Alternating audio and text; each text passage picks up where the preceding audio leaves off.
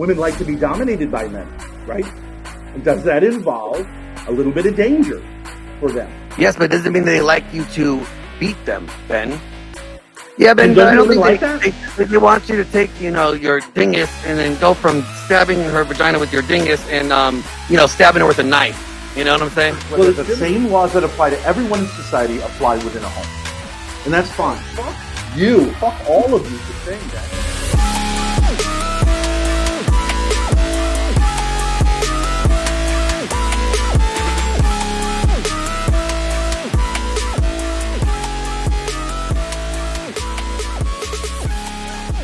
From there, Ben Thorp, welcome back to Crucible. Why don't Thank you. Take a moment, shout your channel out to everybody where they can find you. Briefly tell people a little bit about yourself. Sure, yeah. I am an old-time friend of the Crucible. I came on and did a couple of debates about a year ago with both Andrew and Rob Noor. Currently, my daughter and I are both streaming on Thorp TV.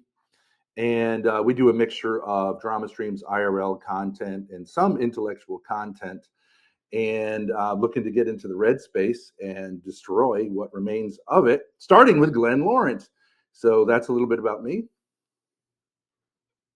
What the fuck is the red space? The red pill. Oh, red pill space. The red pill space. And then Glenn Lawrence, same to you. Why don't you shout your channel out? Briefly tell everybody a little bit about yourself. Yeah, my name is Glenn Lawrence. I have a channel that we talk about, intersexual dynamic stuff, relationships, but also the Bible. Former youth pastor. I work in Hollywood now, so I've been a filmmaker, producer. So yeah, that's me. Come over, hang out, have good conversations. All right, sounds good, guys. So the topic at hand tonight, DV. Yes. As you were the challenger, Ben, I'm going to let you open. You have 7 minutes on the clock. Then I'll move over to Glenn Lawrence, and then we'll get into open dialogue. Go ahead when you're ready. Okay, ready to go. So I have 3 points that I wanted to make today as an opening with Glenn. And I'm hoping we can have a fruitful debate and not get bogged down in just like simple debate nonsense as we have before in getting to this point. My 3 points are that these laws, these DV laws, are an innovation. They're a radical innovation, and they're relatively recent, and therefore are not as set in stone as many of us think who've been raised, with these laws in existence think they are. Secondly, that a lot of people who want to be on the side of men don't realize that the subversive ideas inherent in these laws have woven their way into their thinking, which is very, very dangerous. Glenn being a primary example of that. And thirdly, that these laws represent an existential danger to society and need to be addressed head on. And all this red pill, like gaming the system stuff, is not going to work. The only way this is going to be defeated is to be defeated soundly, with sound philosophy and a rejection of the radical feminist ideology that people like Glenn unknowingly import into their thinking. So to start a little bit with the history, of course, domestic violence DV is a thing in society. It's always been a thing. People hurt and kill people that they love. That's always been the case. Throughout almost all of human history, in almost all cultures, there has been an acceptance, but a limitation of it. The classic example, we in the West, our legal tradition comes from Roman law. The most famous law is the Rule of Romulus, having to do with this, is the Rule of Romulus, 953 BC. The Rule of Romulus held that a man could only discipline his wife with an implement no wider than his right thumb. So it's kind of a limitation, but also obviously an acceptance of it.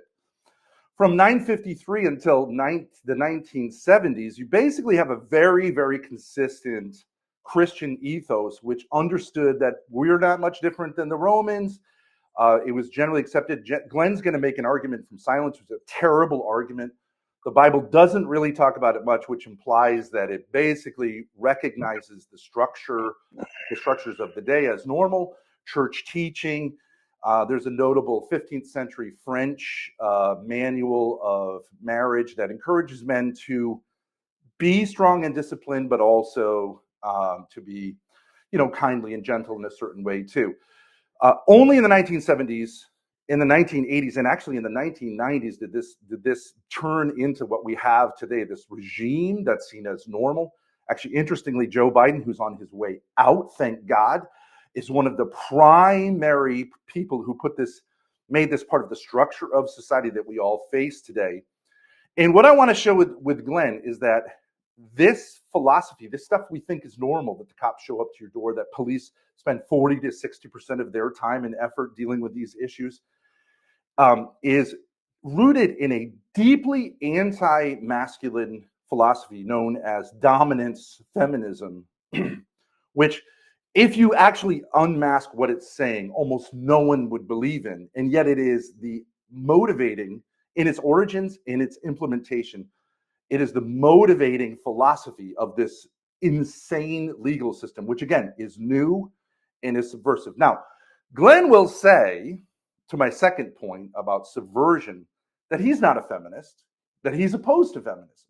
But he'll say things that, like, while they sound traditional and pro-masculine, like men should be held accountable for their actions, and that they derive their authority from the assent of their families.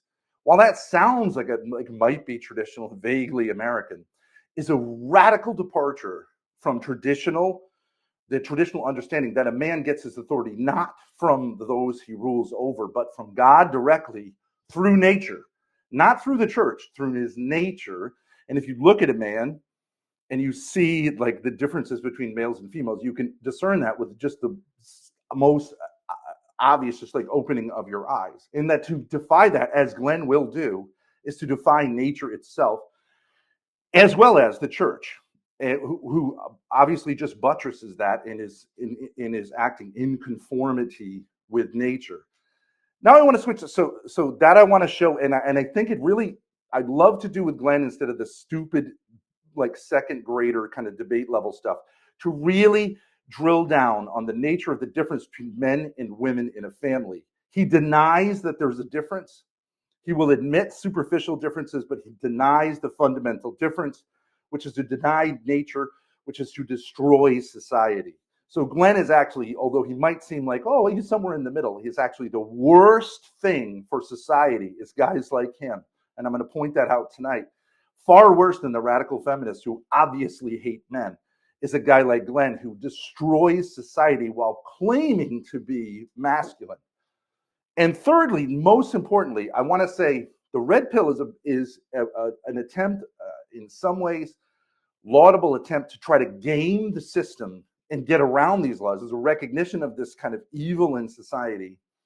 And there's a way, the red pill, I believe, is basically a way to try to avoid the consequences of this evil through things like not getting married, getting vasectomies, and all this kind of ludicrous and demasculating stuff. And that we cannot do that as a society, as hard as it may sound, to be able to do. And I know I'm on my last minute here. Let me wrap it up by saying it's an existential threat to everyone out there. Whether or not you've been affected by these laws, you should know how radical they are and that they can get you at any point, and that they represent, for every female, the equivalent of abortion in relationships. They can destroy their families at the drop of a dime.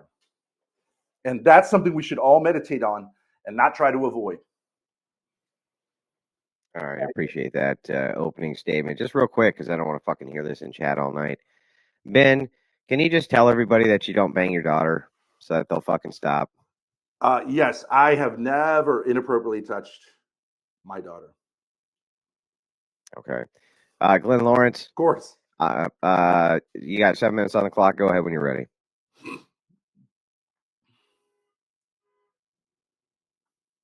Unmute yourself, Glenn. Unmute yourself, bro. Sorry about that. So what we just heard here, Ben saying I'm a feminist. Well, you know what? We all have feminism in us. We all grew up in feminism to some degree. If you were born anytime after the 1960s, you have grew up in a very gynocentric social order, social world. So you have been raised by feminists. So yeah, everybody has been somewhat affected by feminism. But that's besides the point. Ben says that he wants to talk about that these laws are, as he put it, radical laws. They're essential threat to society, and that that he believes that there should be disciplining your wife with force. He believes that a man should have the right to discipline his wife through force, and that if any law enforcement gets involved in you disciplining your wife, in his words, with force, that is wrong. That is wrong. It should be, you should be able to do whatever you want in your house, and those underneath your household. So, um, Ben thinks that his wife and his kids are property, that they belong to him, that they're his possessions, that he owns them. He could do whatever he chooses and wills with them. And you have no say so. No, the government has no say so that within his property, he could do what he pleases. He has exhibited this recently, and which caused him to get into some current recent legal trouble, as I present this video here to showcase this is what the type of behavior he wants to be able to have within his household, and he thinks it's acceptable. Andrew, if you could or is that not no, I don't. okay, I don't think I will. So right, this is not this debate is not for the purposes of personal attacks on either of you. It's to debate a specific issue. what is I the show like? I saw the video of the kick. It was. I'm sorry that you hurt your foot, Ben. That looked painful. But from my standpoint as a moderator, I don't give a shit about it. It's not important to me at all. I don't deny it. Chair, I don't deny it. Yeah. That's if you fine. guys. That's fine. Yeah. It is part of my point that he thinks that this type of behavior. All right, put it up. Should be Play the permitted. fucking video, but it just like don't make the debate either one of you. Don't I have focus no on problem. the. I'm not Listen, focusing on just listen to what I'm saying. Listen to what I'm saying.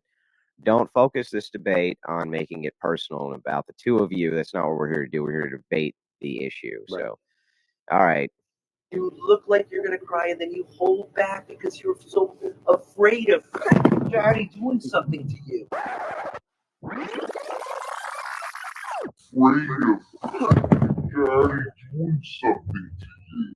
So that's supposed to be acceptable. Kicking your child, fine. As long as it's in your household, you can do whatever you want with those underneath your care. See, Ben, I have questions that I would like to ask you in this debate, so you can help me understand a little bit more about what you think domestic violence is, and what kind of authority does a man have within his home? Yeah. And those underneath him. I would love to know if you could clarify for me. Yes. Some questions as we go through this debate. Can you define domestic violence, and can you explain to me what is the authority that a man has in his home with those under his rule? Absolutely. Is this what you're doing in your opening statement? Yeah, that's my opening statement. Okay, you want me to answer a question in your I opening want you to statement? stop, both of you. Right? It's he said he's done with his opening. So we're going to move into the back and forth, but before we do, my job as a moderator here is to keep the debate on task, not to interfere with what is being debated. That is all my job is. I'm going to stop you guys from talking over each other. I'll keep it to the topic at hand, but I'm not here to interfere with either one of you. I'm not here to intercede on your behalf. I'm not here to save either one of you from each other's arguments. That is not my job. My job is to moderate, and that's exactly what I'm going to do. So with that, I'm going to open the floor up, gentlemen. Go ahead. Let me take Glenn's question. Define, can I take your question that you just asked? Okay, so it's really important. Okay, so there are two models of the roles of men and women in a family. Okay, one model. Do you know that when you talk about property, right? That's a feminist garbage line. It is not that. Is a house not a property? It is not that. Hold on. Let me just talk, and you can talk. It is not that women and children were seen literally as property. But I actually did a little research today about this. Under English common law, a man was held responsible for the behavior of his children and his wife, and therefore had the right to discipline them because he was. was held responsible for them. That's where this property idea comes from. And I do believe that that's correct. And still, men today are basically held to that standard, although legally it's changed a bit. But as parents, you basically are held responsible for the actions of your children. And therefore, you have the right and the duty to discipline them as best you can. So if you want to say, and here's an interesting thing, Glenn. Under that English common law, if a man killed his wife, he would be held to the same standards as the rest of society. There were no specific laws regarding that. So a murder is murder. It's not like he would be exonerated. But interestingly, the other way, the woman would be accused of regicide. Do you know what that word means? Regicide? The killing of the king. And it was considered the most heinous of crimes because in killing her proper authority, she's rejecting everything in society. So today it would be like killing a police officer who has the lawful right? So that's where the death penalty really gets hit hard. So there was a double standard, and I stand by that double standard, and I think that's the only way in which you can have a society that functions. Now, the other possibility is that you have egalitarianism, where you say men and women are equals, that they both have the same responsibilities, and that they may have authority towards their children, but that it's equal and that they share authority and responsibility. That's your philosophy, right, Glenn? That a woman and a man are equals, right? No, these are the assumptions that you keep on making. But continue. I'm asking you. You asked me a question. I think they're radically different roles. You think they're pretty much the same. No, I never said that. Okay, so I'm going to prove that you're wrong. You keep on asserting that. You keep on asserting that I think this, and you're speaking for me, and I'm not saying that at all. Okay, so tell me how men have a different authority Actually, than I really want women. to get back to hold on. I really want to get back to this whole this like he has the authority to if he murder his wife, it's murder. Right. But Glenn, real quick, I'm sorry I got to stop the debate, but Glenn, pipe your mic up a little bit. You're too low. Okay. It's hard to tell in the backstage area, even though I try to equalize mics, because until the debate gets going, you don't know how animated a person will be or not be. So how about turn your mic up a little bit? Yep, better. Mic Go ahead. All right. Yep. Cool. Ben, you mentioned he could the husband has the right to discipline anybody, his wife, his kids, in his own home because he has the authority over them. He's responsible for them. Yes. What does that discipline like? What does that look like? What does discipline look like? What does that discipline look like? Can you I don't know, like smack your wife just because she burnt the lasagna? That's discipline, right?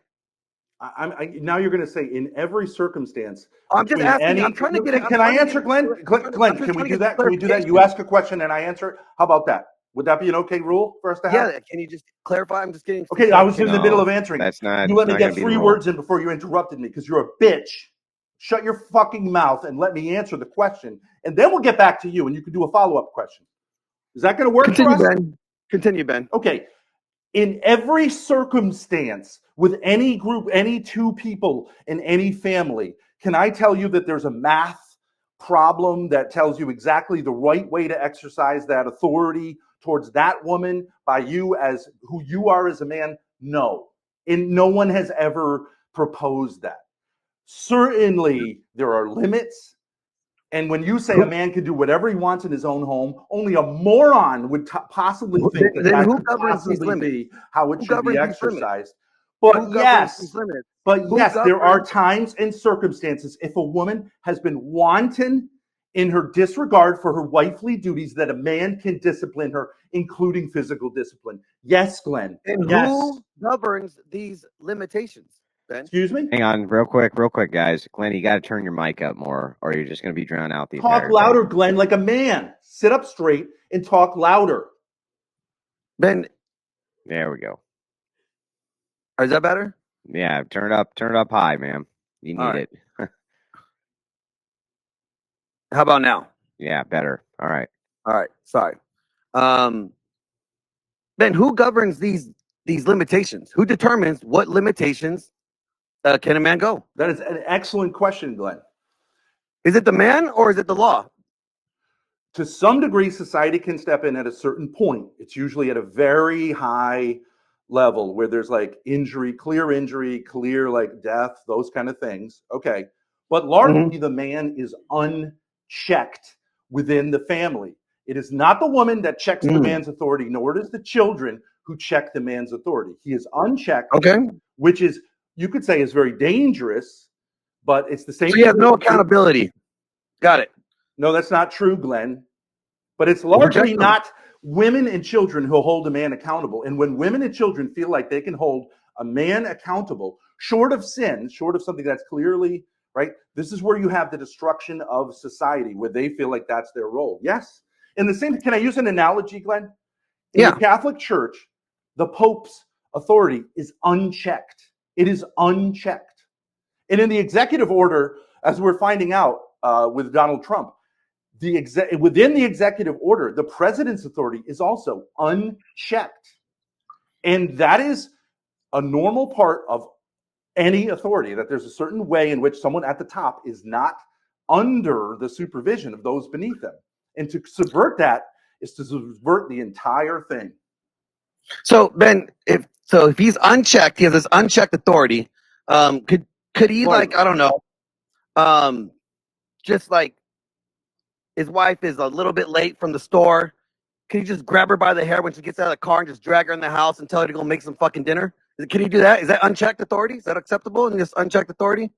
Could he do that? And unchecked, without any. Well, I did say at a certain level, Well, what we're trying to. I need to understand what this level is. So could you, like, I don't know, if your daughter's not listening, and could you just like slap her around and then grab her and just throw her in the car and tell her to shut the fuck up and tell her to start cleaning up her room or something, or your trailer? Okay, so Glenn, like, once again, we're getting. I'm just wondering, is this part of the unchecked thing, or like, I don't know, since like you and your wife don't live together anymore, and you guys are going through your thing, like, and you're horny, could you just like go in there and just like rape your daughter if you want to, because you decide that, like, you know what? Please don't use that word. Hang on. Use the word essay, bro. You're talking about. I'm sorry. Use the word essay. Use the word DV. If you guys can't adhere to the TOS of YouTube, then we're gonna have to turn the debate off. So keep it within the confines. All right. Is that unchecked authority? Since if you don't hurt her, there's no death. There's no, like, is that unchecked authority? Is that, who governs that? Okay, so I did say, like, that's within the bounds of things that are obvious sins, and also, like, there are laws about certain things. Who determines their sins? Excuse me? Who determines their sins? Who determines whether sexual assault of your daughter is a sin? I mean, Glenn, come on. I'm just, what if you're an atheist? You don't believe in God. So who determines their sin? There are no atheists, but that's a separate argument. There are just people who reject God because they hate him. But everyone knows. Okay. Whatever the case is, who determines that I'm not going to live by that? It's not my way of living. Glenn, I'm asking you to clarify this. You're doing an interrogation of me. You keep asking, in any prudential situation, you want me to say, like, what is the right thing to do? I don't know. It depends on the situation. This is your worldview. You should know. But men should have. But my point is that men should have broad and strong and I'm trying to understand where this is. Glenn, you have to let me finish talking. I need you to give me the boundaries. Just answer the question. Can you let me finish talking before you start bitching? Can you answer the question? Okay. So this is the end of the debate. Answer the question. Are you going to let me talk to answer your question? Are you going to answer the question? Hang on. To be fair, you've had far more speaking time than Glenn has thus far, Ben, though I understand from your end, he's shotgunning questions at you, but perhaps I can bring some sanity to it very quickly. I think he just wants to understand, and I mean, I do too, maybe for the audience as well, so that we can understand where you're coming from. Sure. How this structured authority would work in real time under circumstances like what Glenn Lawrence is postulating here. Yeah. I mean, I would like to flip it a little bit and say, like, Glenn says that a man cannot put his hands on a woman under any circumstances. Is that correct, Glenn? That's not what I said. So stop trying to flip it and just answer the question. Just stop trying to flip things and just answer the question that was at hand. So this is a technique where you're saying to someone, Then I want to know in answer every the circumstance question. how you would answer this. Like, We're I want to talking know about this basic. in We're your talking about worldview. Glenn. You can't. I'm Okay. trying to understand the All right. parameters Just here. go ahead. Just go ahead. We'll wait. I'm just trying to understand the parameters. Don't try to assume what I'm saying. Just answer the question. Okay, Glenn. What field Why are we can't you answer talking the about question? here? What field are we talking about? Law, I right? just gave you. Okay. No, hey, moron. Just for 1 second. Put your little brain cap on. Okay. Does the law tell you exactly how to drive in every situation? No. It says these are the boundaries. Don't cross them within that. Drive. And we're trying to it. figure out what's these boundaries, Ben. We're trying to. I'm asking you, what I is already these told boundaries? you what the boundaries No, were. you didn't. Glenn. I just gave Yes, you I did. examples, and I'm asking you, is this okay? Is this all right? Let me Is give this you pass? let me give you not just a theoretical but an actual practical answer. How about you just okay? give me an exact answer to what I to Okay, my can question? I answer your fucking question or are you just gonna sit I don't there know. and yell at Can me? you? Because you haven't. So I concede the time to this guy. Go ahead, Glenn. Just ask a question and interrupt me. I already We'll asked call my that a question. I'm debate. waiting for an answer.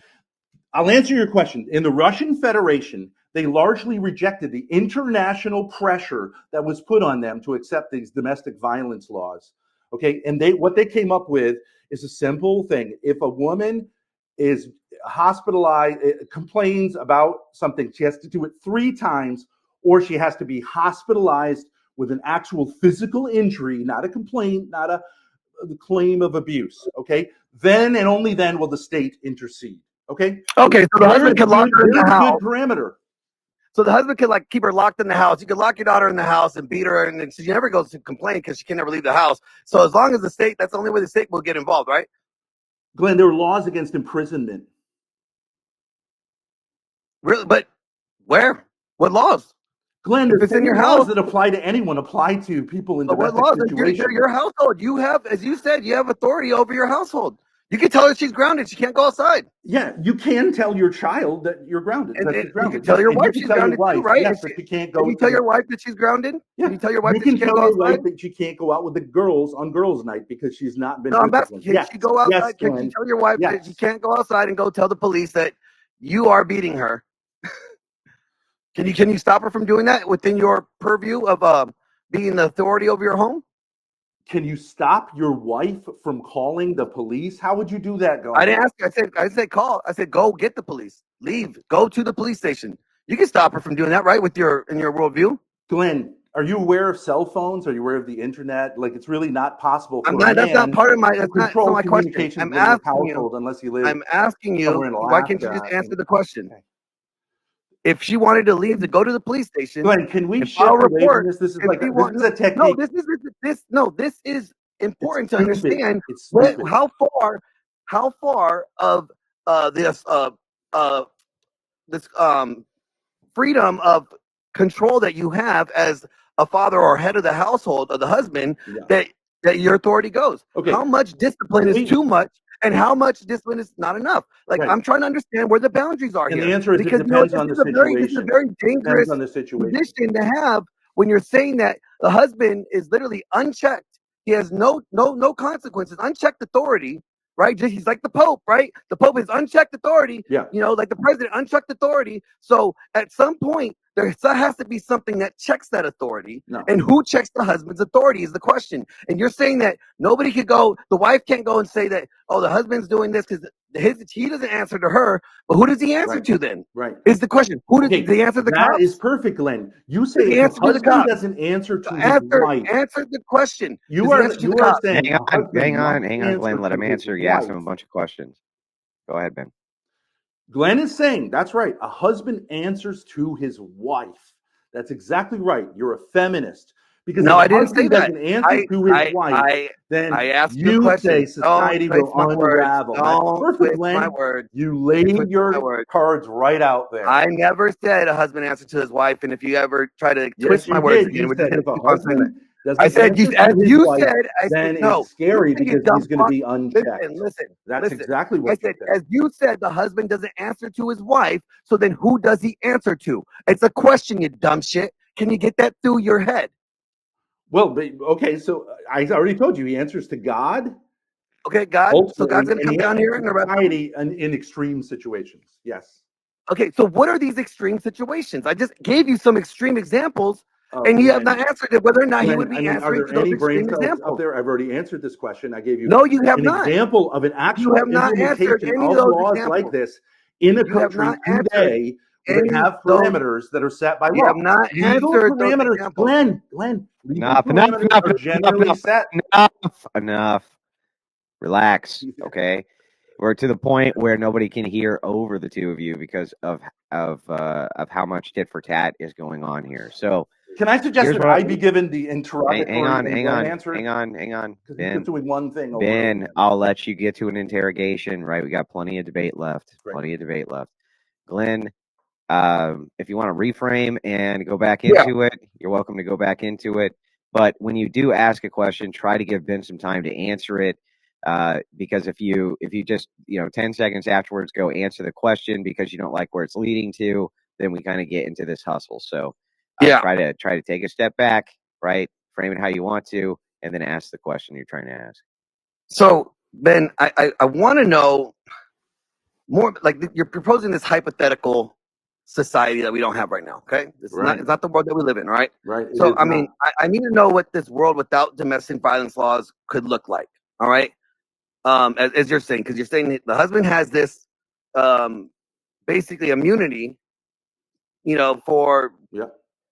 okay, but again, if let's say the wife is not in the mood, can he just force his wife to do things to him to satisfy him sexually if she was not in the mood? Okay. This is interesting. It's a little different than the DV thing. Well, no, it Unless still you take falls it to under its DV. extreme. It still does fall under domestic violence. Okay. Glenn, you and I both say we believe in the Bible, right? Okay, can you guys just real quick one more time? I'm going to reiterate this. Do not use that word. Do not use Sorry. rape either. Use DV. Use SA, please. All right, go ahead. Right. Okay. Paul states very clearly that within marriage, you do not have a right to be fickle. You owe that. It's called the marital debt or the marital obligation in traditional Catholic teaching. And as a woman, you do not have the right to withhold that from your husband.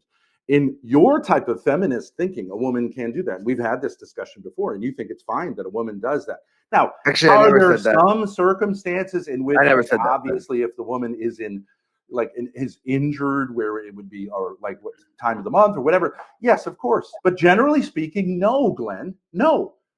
She does not have the right to do that, nor does the man have the right to do that on her behalf. You have a So you're saying marital obligation. It's totally permitted that you could just, I don't know, punch your wife in the back of the head, bend her over, flip up her dress, and just take what you want and tell her, grab her butt. I'm just wondering if she told you no. If she said no, I'm not in the mood. Is that what you're saying? Scenario? Is that appropriate? Is what I'm asking you. Is that what you're saying? Is okay? Punch your wife in the back of the head, Glenn? I don't know. I'm just wondering, Ben. Can you answer the question? I don't even know what you're saying. Is it perfectly acceptable for a man to punch his wife in the back of the head and just take it the way she wants? No, of course not. Her dress, okay, would that be a punishable offense by law?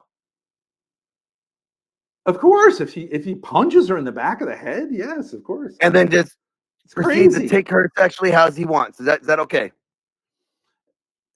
You're asking me exactly how would a society adjudicate this? I'm asking you the same thing you're doing over and over again.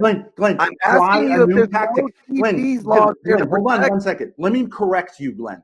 This is what pro-choice people do with pro-life people. Remember, they did this with Donald Trump. They said to him, so if it's against the law, what should happen? What should happen to a woman who has an abortion, right? And they want to get you to say, like, this is exactly what the penalties should be. Okay, that's a tactic. It's a bad tactic because we're okay. Well, then I think we first need to understand what is the definition of domestic violence. Okay, and I'm gonna present a definition here for you because then you can maybe see why maybe we're at odds here, right? Domestic violence is a pattern of abuse or behaviors in relationships. Bro, why can't you just say DV, dude? I'm sorry. I'm reading. Why is it so fucking hard to do? I'm just reading my bad.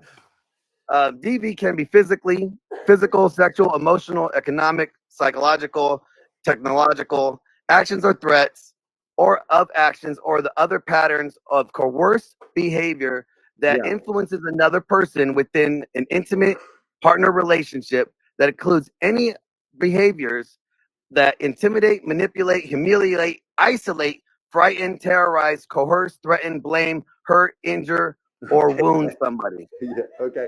That's from the Justice Department. Yeah, So, and that's a weird definition because like the V in DV, generally we understand that to be physical, but I understand that it's been expanded. It gets kind of murky when you do that. Like if I am like raise my voice at you, that's not, we wouldn't really use the word violence to describe that. not at And all. in this context, it gets very blurry and very murky, which is one of the reasons why you can see the insanity underlying this whole regime, this whole mentality. To say that So raising you're your just voice saying at that another you're person is are you not violent. wanting to work We off then this get into that definition? transgender stuff of saying, like, if I call Billy a certain name that, like, you know, she used to be, they say like you're murdering me, the old me. This is this kind of word play that's garbage. Okay, it's garbagey, but in some sense it can make a certain amount of sense. Glenn, Do can you I not want? Do pivot? you Like not want you to asked work me off the this same dumb definition? question. What exactly would I'm you do in a situation 1, 2, 3, 4, 5? Okay, we just, get it. My Ben, answer I'm just is it asking Ben. depends. Okay, and there aren't Depends on no what. limits, but that men now. Can I just pivot and switch it to you and say, Well, no, Ben. I just need why to know. is Can it we that men answer? should be Can we? given Can we broad? operate on on the same level of definition? That's what I'm trying to get to, Ben. Because I said I just presented a definition. You disagreed with it. So, what definition would you like to work with? So I understand what definition is that you want. So we know what DV is. Like I think we kind of basically know what it is. What they're attempting to do No, I is don't, Ben. Hang Because expand that's on, it. hang part of the on, hang on, problem. hang on, hang on. Listen, what he's asking here, Ben, is fair. So if this is a debate on DV, we do need to establish our terms so that you guys aren't fighting over the term itself. Okay, the literal term domestic means home, within the home. Okay, that usually means like within the family, although this has also been called intimate partner violence, and so really doesn't affect parents and children. But this gets murky. All this stuff gets very, very murky. But domestic means the home.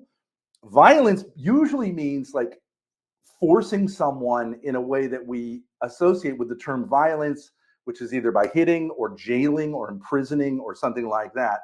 I understand that people want to expand it. I actually am in favor of the expansion towards coercive control because I think now we would catch a lot more women in that net because women are far more controlling than men in intimate relationships. And I think all of us would say that's very, very true from experience. It is women largely who try to control men and not vice versa, although there are exceptions to it. So I'm happy with either term, but what you keep talking about is the V of, like, I think I could say the word violence by itself. And you're talking about smacking, hitting, punching, those sorts of things that you're obsessed with, right? And so, like, that's what we're basically talking about here. That's the most, like, in a sense, So can this be obvious example reduced? of it. Can this be reduced to like hitting in the home then? Something like that. I have no problem with it. I think the other things are part of it. And I'd like to meditate on why that particular thing is misandrist, that it's Okay, Glenn, do you have a anti-man. problem with this definition here? Well, I think like it Too does broad, expand but to like physical force or like domineering or some type of like because like if you say just hitting in the home, then there's no sexual element there, and that could be part of domestic violence. Okay, and Ben, do you guys agree kind of largely to this definition? Perhaps there's some semantic distinctions, but we're capturing the spirit of the thing. We're talking about the same thing here. Yeah.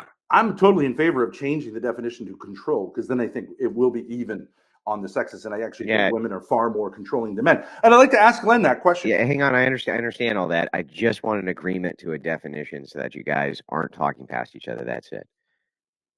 Of what it is that we're talking I'd say about it's somewhere in of between the TV. two things. I mean, when you use the term violence, you tend to get, this is what you're thinking of, but it can be expanded to say like economic violence. Can we just say it's a method or an attempt to use power, force, or some type of manipulation for power and control? Yes, let's say it's about power, Glenn. Let's say it's about It's about power. power and control. Okay. Well, power and control because you got power but no control. Okay. You're trying to have power and control over someone else. Right. You have power and you exercise it to control another person. Now, Yeah. Can I ask you a question? Sure. Okay. Do women do that more to men, or do men do that more to women? Well, we know that the statistics have shown that women commit more DV than men. Okay, but how are you defining DV? This gets into it again.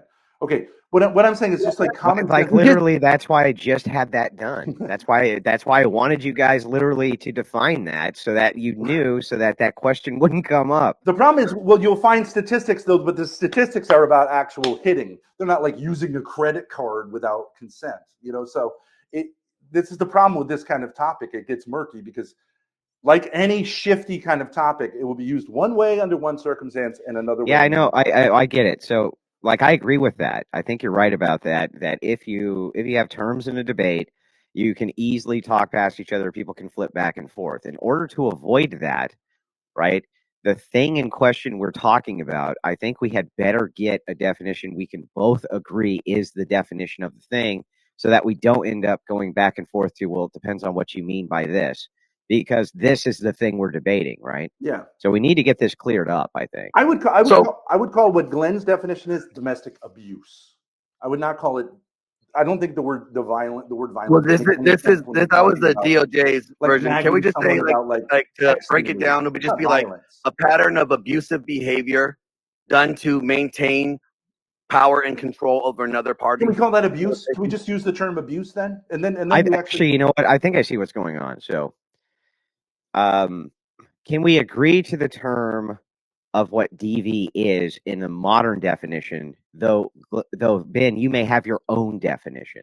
So you can give us, if you can agree to what the modern definition is, I think that we'll know what Glenn's talking about. And then if you give us whatever your personal definition is, which is contrary to that, then he'll know what you're talking about. Does that make more sense? I would prefer to call that abuse as opposed to violence, because I think to say that it's violent to, let's say, text your loved one too much and be annoying it's abusive, but it's not violent. I just think the word violence here is doing way too much work. So I don't think Glenn would have a problem with that.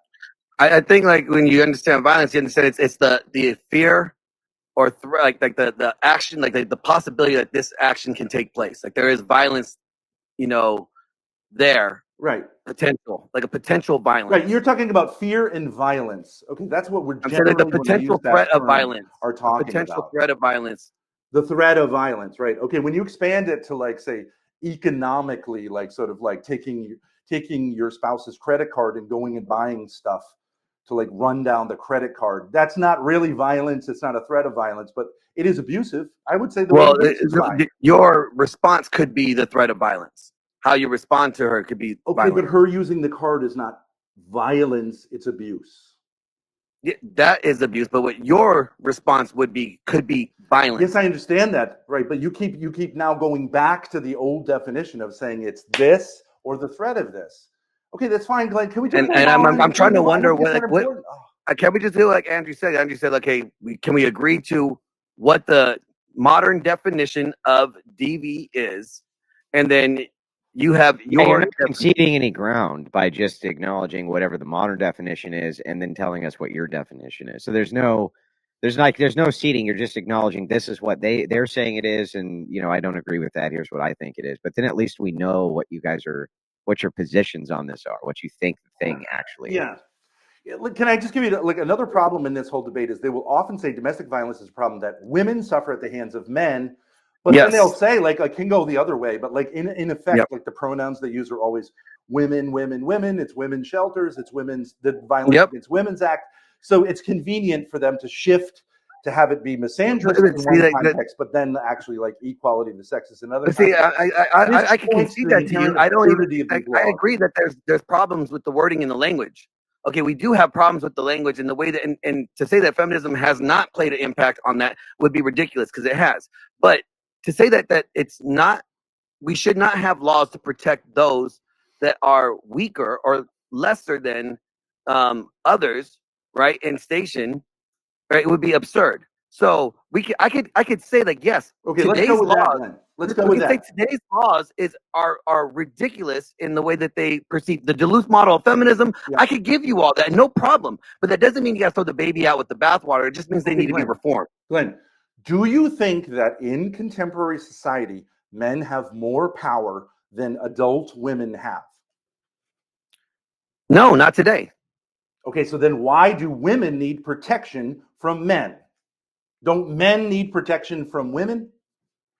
If the language was changed and they removed like BAWA and to maybe say like, violence against spouse act or something, that would be different. Then that would cover both. Okay, but right? Glenn, So I understand you're defending these laws. These laws were put in place to defend women who are in oppressed rates of straight Marxism, who are oppressed by men through violence to gain control over them. That's the Duluth model. You could look it up.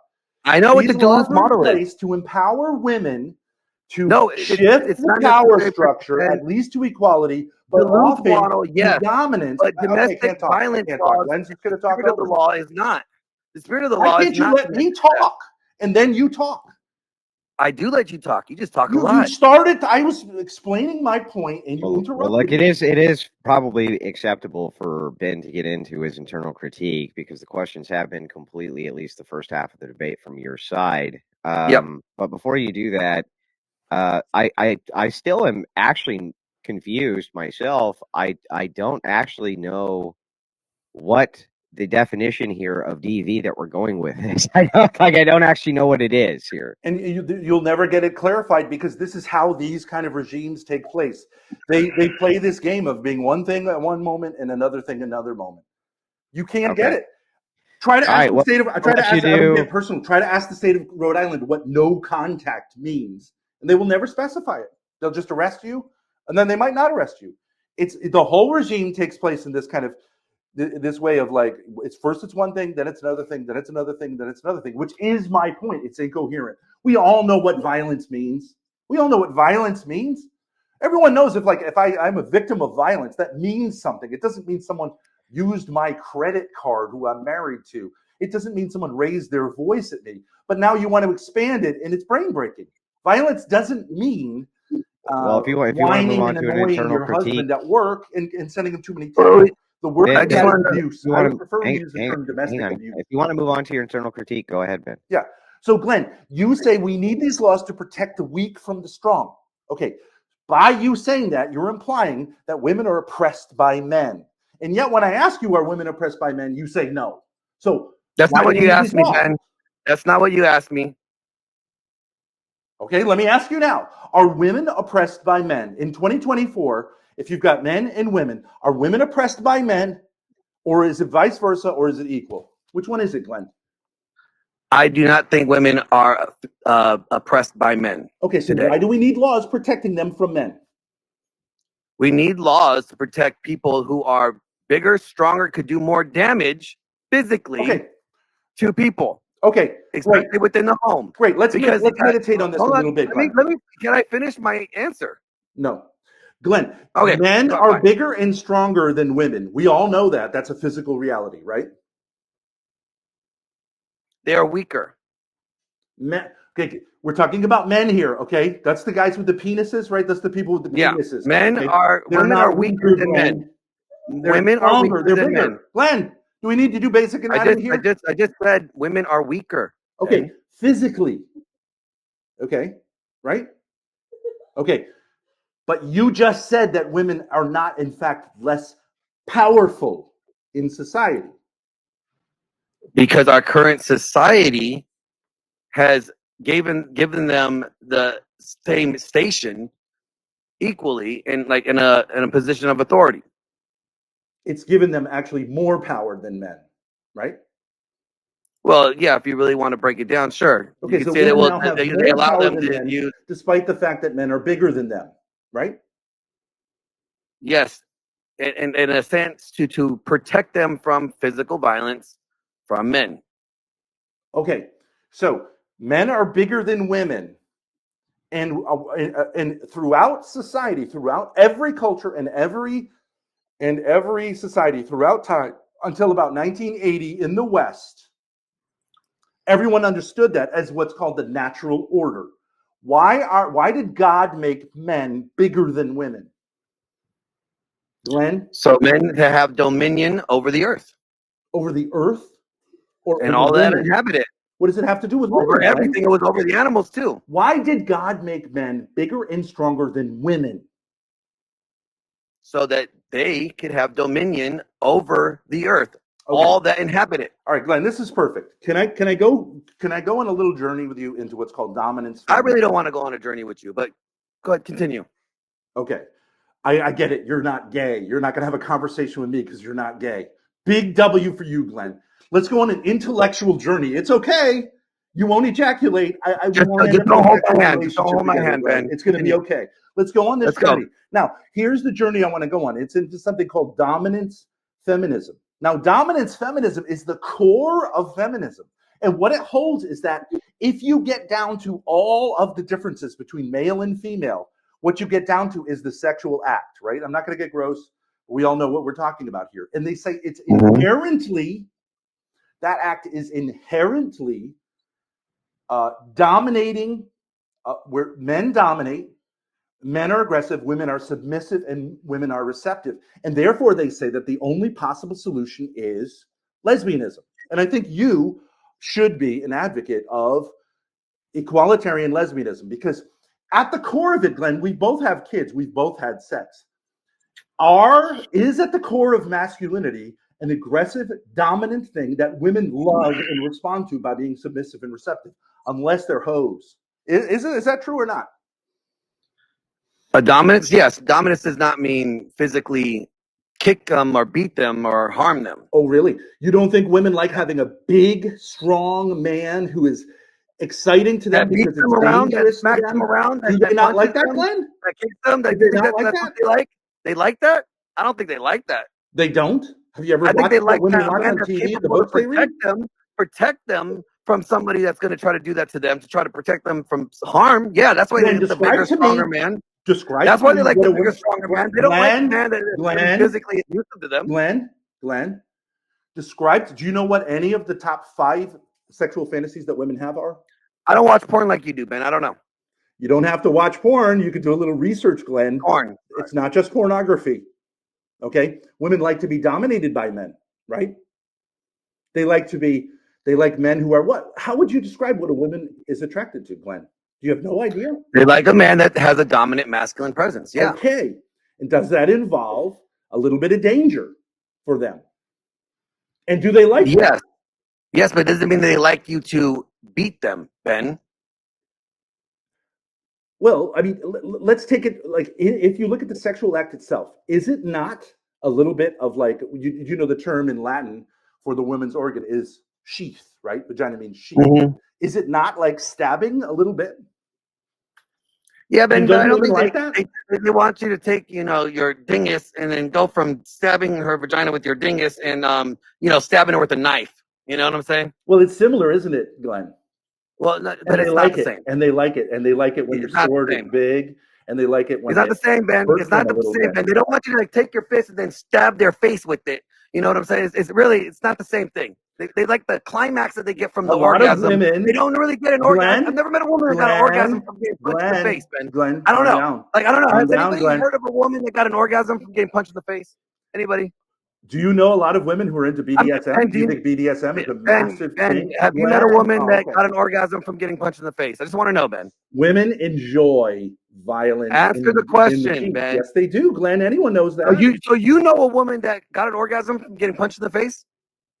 From getting punched in the face? No, but women enjoy. Okay, so then it's not the same physical aspects. Glenn, there are other things that would be considered like, right? Yes, they do enjoy being dominated by an aggressive man, including a lot of. And I'm asking you, do they enjoy getting punched in the face? Okay, so the only act you can talk about is. Well, you can't answer the question. Your mother fucking loves it. I punch her in the face every night. She loves it. Okay, I'm sure she does. Over and over and over again. Anyway, I punch her face. Glenn, grow up. Yeah. Does your daughter like it? Glenn, we're having a conversation. Does your daughter like it? Come on, answer the question. Your mother what woman? You try to say that sexual act, having intercourse, is like stabbing, right? Yes. All right. So I'm wondering. So taking your fist, can you punch somebody in the face? The same motions. Do women like that, Ben? I think a lot of women, when they're misbehaving, like to be checked by a strong man. That's absolutely right. Yes. So a lot of women like to get punched in the face by a strong man. Is that what you're saying? So you're just going to focus on punching in the face. Why don't you say, like, do they I'm like asking, getting can you just shot answer? in the Okay, face can with a you answer shotgun? the 'Cause question? that's all you can understand. I'm just asking you, can you answer the question? You're saying I a think lot of women like more to than get you and I would like to know, a lot of women like to more get than punched in you the and face. I would like to be real about. Yes, many more than you or I would. A lot of women know they need to, they deserve, absolutely deserve that, and would feel right to have it. Yes, yes. I would love to see the data on that. Ben. Okay, I'll give you the data on it. Do you know what the top 5 female fantasies are sexually? Getting punched in the face? Physical violence from a man, being used by men just for sex, multiple partners, being degraded, all that stuff, right? And what is that? Where does that come from, Glenn? It comes Is from there your any of natural it? desire to be subordinate, Glenn. Sure, Men. they could be subordinate, but that doesn't mean they like to get punched in the face, Ben. Glenn, if you repeat that phrase again, I am going to What are you gonna drive do? to You gonna your punch me in the home face, in Ben? Are you gonna Hollywood come over here and punch and me in the face? show you exactly what it's Dude, like to enough get of punched in that. the That's face. enough of And that, I'm bro. sure you will multiple orgasms. Enough of that shit. Stop, Glenn. I mean, use your brain a little bit. I'm trying to get you to use yours. I'm just asking you simple questions. Like I'm trying. One, It's I not like to stupid point out question, like you Glenn. haven't even Can answered we the question of meditate? like where's the parameters of this in this worldview of yours without domestic violence laws. You still haven't answered that. You still haven't answered like who governs it. The Like parameters are what they were prior to this regime. All the way throughout and history what up were until the that? 1970s, the parameters, whether the same laws that apply to everyone in society, apply within a home. And that's fine. That's And what were fine. they? You don't know what the laws of society are, Glenn? You I'm can't asking you kill what they were. people. You can't You steal said from people. 1970. Okay, so like what was going on then? What was going on Prior, then?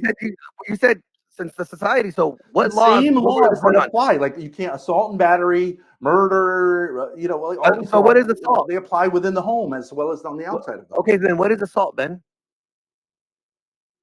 It's general assault actually is fear of Okay, danger. okay, so you can't assault your wife then, right? That would be illegal, right? You're saying that's the laws that were taking place back then. Yeah, usually assault and battery go together, but yeah, yes, I Okay, so believe. it's the fear of said violence, and battery is the act of the physical violence. Would you not agree to that? Right, yes. Okay, so And it was that's usually like causing substantial injury, but they've taken that and away. when you do it, as your definition, it's a domestic, meaning within the home, right? Yeah. If there's fear of violence, and then there's battery that follows in that, and it's done to a partner or person within your home, like your spouse, that would be considered domestic violence, wouldn't it? Well, no, it was just considered Well, no, no, no. battery. I'm saying by your definition, you said domestic means within the home, and then violence, you're talking about the physical violence. So I'm just pointing out that that's domestic violence. So then you support domestic violence laws, right, Ben? No, I support laws, generally speaking. But yeah, there were exceptions in the sense like you're talking about sexual assault. A man would almost never be held accountable for sexual assault of his wife because it's an exceptional situation. And assault and battery laws That's generally don't apply to parents towards their children. But yeah, so I mean, I guess discipline would be an exceptional case within those relationships. But at a certain point, it would be I'm just saying you support. causing your spouse significant injury that she's But hospitalized. Yes, would be Ben, you agreed. You just prosecuted. defined domestic as in the home and parties within the home, right? Your spouse. You Yes, said to an extent your kids could fall under that, right? yes, And then you defined assault and then battery. You agreed to my definition of assault and battery. yeah. So then you do support DV laws. I support laws that were exercised within No. within society prior to this special regime called the domestic violence laws, which added all sorts of stipulations in order to undo the balance of power that you've never addressed, that is assumed within feminism that men have over women, that they maintain through violence.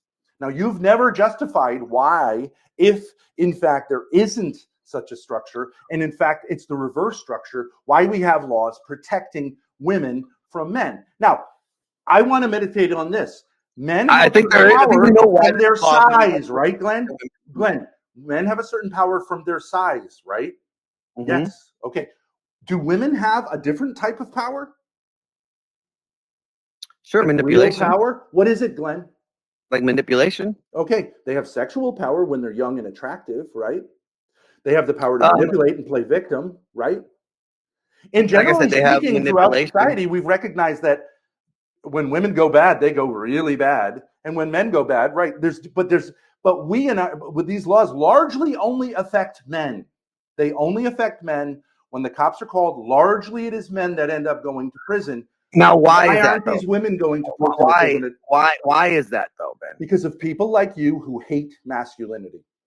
Oh no, because of Yes, the yes, Duluth yes. model of feminism, and because of other bad actors that perverted a good law or something that could have been a good law, and they abused it. Why would it be a good law if it's based on I don't know, Marxist Ben. understanding that women are oppressed by men? anything that How would it be a good protects, law, Glenn? I think anything that protects the weaker from those that could physically harm them is a good thing Okay, for Glenn. society. But Glenn, you just admitted that No, I women didn't are admit not anything. weaker. If anything, they're stronger. No, women are physically weaker than men. Okay, in Okay. one aspect, they're weaker. In other aspects, legally, they're now dominant over men. Right? Because there's accountability. I mean, Ben, I think you just want to have like a lack of accountability. Like you have a lack of accountability problem in all of this because Yes. you don't want to be held accountable for any actions that you do. Oh, Glenn, And you're within so your great. home, you I'm want to be able to accountable do for whatever everything you I do to want your within mother, your and home I plead to guilty on anybody, all and you charges. want to be able to get away with it and say Glenn, like, calm "Hey, down. I ruled this house. I don't have to be held accountable." All And I right, think that's why this is so off fucking track. I don't even know what's. I'm trying to follow this. I'm taking notes as I go, Yeah, right? I But agree, Glenn. I Men should still be don't. held less Hang on, bro. accountable. Hang on, bro. Stop, just calm down for a second, okay? I am not still even clear that you guys are not talking past each other. So it actually still sounds to me like you're talking past each other. So the thing is like, yeah, okay, let me see if I can make sense of this the proper way. Let me see if we can untangle this the proper way. Is it your position, Ben, that the idea that law enforcement can come to the home to enforce any of this DV is unacceptable? The special laws, yeah, but the Okay, normal laws of society, yes, of course. okay, and the special laws being, For example, mandatory arrests, where if you get a phone call, you have to arrest someone. All the stuff that's like brought in by feminists in law enforcement. Do you know that the police officers spend okay, between hang on, 40 and 60% of all bro, of their time on DV calls? stop. So now then, Glenn, do you dispute that, or are you disagreeing with that? No, I do believe that there are problems with the laws the way that they are written because of feminism and the Duluth model. I think Okay, that's a horrible problem. Okay, so you okay, concede the so debate. okay, So I just won. Thank you, Glenn. No, I did not concede the debate. I I'm said saying there that are there's huge problems problems with these within the laws. You laws. agree? There's problems within the laws, but that doesn't mean you throw the law out. You could reform the law. You could fix the law to where and get rid of the Duluth model Yeah. altogether, right? But you can still have the law in place that protects those within the home. You can still have DV laws that protect those without feminism involved. Okay. What would the law look like? Okay, so let me give you an example. If a woman today The law would look like you Glenn, can't hold smack on a second. your Let me just wife. give you an That's example. what it would Just look listen like. for 1 minute. Just listen for 1 minute. If a woman today goes to a court, right, with about her intimate partner, whatever, okay, she can write down something on a sheet. That's a pure lie. And the court will instantly sign away. They will not ask for evidence. There's no hearing. She has the ability to take his children away from him, right? To force him outside of the home. He will lose his First Amendment right and very importantly, his Second Amendment right to bear arms. And then they will schedule a hearing at which he has to come and defend himself as to why he should have the basic rights that he has by nature. Okay, that's crazy. There is no other regime in our legal system. Even if you're accused of murder, they don't do that to you. Your problem is the due process. Your problem is they make these decisions without due process, and I agree with you. They need to stop doing that. Innovations. Those are the innovations, Glenn. The lack of due process, the lack of civil rights, the lack of conformity with basic legal philosophy. Those are the innovations. You got to get rid of all of the innovations. You strip the things that are the problem, but you keep the bones of what the laws are supposed to do, which is protect those that are weaker from Whose job harm. is it to protect families primarily, Glenn? The husbands. Okay, right. And then who protects the family from the, I don't know, the dad that likes to kick or the husband that likes to punch? At a certain point, The law, right? The the law, legal structure does. exactly. But Glenn, And that's why there's but laws, Glenn. TV laws, to protect those from the people like you that want to do this type of damage. Okay, yeah. So you don't believe in fatherhood. You don't believe that fathers can raise their hand and discipline their children and I didn't their say that. women. Yes, I you did not did. say that. I did not say that. You want No, I it did makes not. sense because No, you're a you can't bitch. speak for me. Don't You tell me what I want want because you the don't know what I want, police Ben. to be your No, daddy. I want You don't there want to to be be a daddy. accountability on all sides here. You don't want accountability on your side Okay, at all. Glenn, You don't Glenn, want. You Glenn, hold are on a just as second. bad as the feminists that love to avoid accountability, Ben. Just admit it. Glenn, yes, I will admit it. I Okay, love you do. that men should be far less accountable to women and children and bitches like you. Absolutely. So you Get don't your think that fucking you should little be held F accountable? You should slur have no personality accountability. out of my fucking Far life. less accountability. You try Far less to accountability. Glenn, you try to step in That's between the me and my problem, man. This is the oh problem. Jesus, You don't Glenn. want to be accountable. You don't want to be held You accountable for if a anything. bitch like you tried to step You in are just on as me, bad as Glenn, the shut your feminist. fucking mouth for a second. You're just as bad as the Shut girl your that fucking wants to have mouth an for a abortion. second. If a bitch like you tried to step in on me, disciplining my wife What? or Ben, disciplining you my wouldn't do kids, anything. I Ben, would you wouldn't do anything. absolutely Stop, floor Ben. you You're like just I'm doing doing a here whole with lot of you All right now. right. Have some Yeah. goddamn respect, Glenn. All right. I can't have So respect for a bitch. okay. So moving back into this, we'll You start with you, worship bitches Glenn. because you are one. I just want to be clear here because the more I'm listening to this, the more I don't actually see what you guys are actually even arguing about here. So if we're talking about the fact that there's DV laws, you both seem to not like how they're structured. You both seem to not like what Ben is considering these additionals, which are added to them, right? Well, So they're the what are we? very fabric of them. So then clearly, what the hell are we arguing about here? If both of So you are in agreement that you don't like the current structure of these laws and you want to roll them back, hang on. Let me ask Right. Glenn real quick, Ben. Right. What are we arguing here? So what I'm arguing for is that I would love to see reform of these laws to make them reflect off of current data, like the FBI data when it comes to DV, right? So we can see like, okay, when a police officer is coming to a scene, he's not just assuming that the perpetrator is going to be male, right? He's going to take time to assess the scene and do his job properly, right? Not just based off of assumption and based off of this Duluth model that he was been programmed to believe is this going to be the thing, right? I would like there to be accountability. I think accountability on all ends is important. Okay, I think fathers should be held accountable, and there should be laws that we have laws in place to make sure that there is no abuse of power. Okay, for anybody. He All did right, want now I think to okay. I think I get it now. Let me just make sure I'm just going to clear this up and let you guys get back to the debate here. So, is it your position then, Glenn, here that what you're saying is if a wife calls the police should show up. It's just that it shouldn't be they shouldn't arbitrate it and just instantly send one to the jail or something like that, or whatever the Yeah. the Duluth model is that you're talking about. You guys are obviously more familiar with these laws than me. And Ben, are you saying that is not appropriate? Like they shouldn't do that? Yeah. I mean, I guess in many cases, if it's the first time, I think the way it works in like the Russian Federation, if it's the first time, they'll show up. If it's the second time, they'll say like, I don't know, work it out. It used to be that the cops largely showed up to these circumstances and said, you're going to have to work it out yourself. We're not really stepping in here because, like, obviously, how are you going to figure out who is abusing the other person in a complex Okay, decades-long so now I relationship?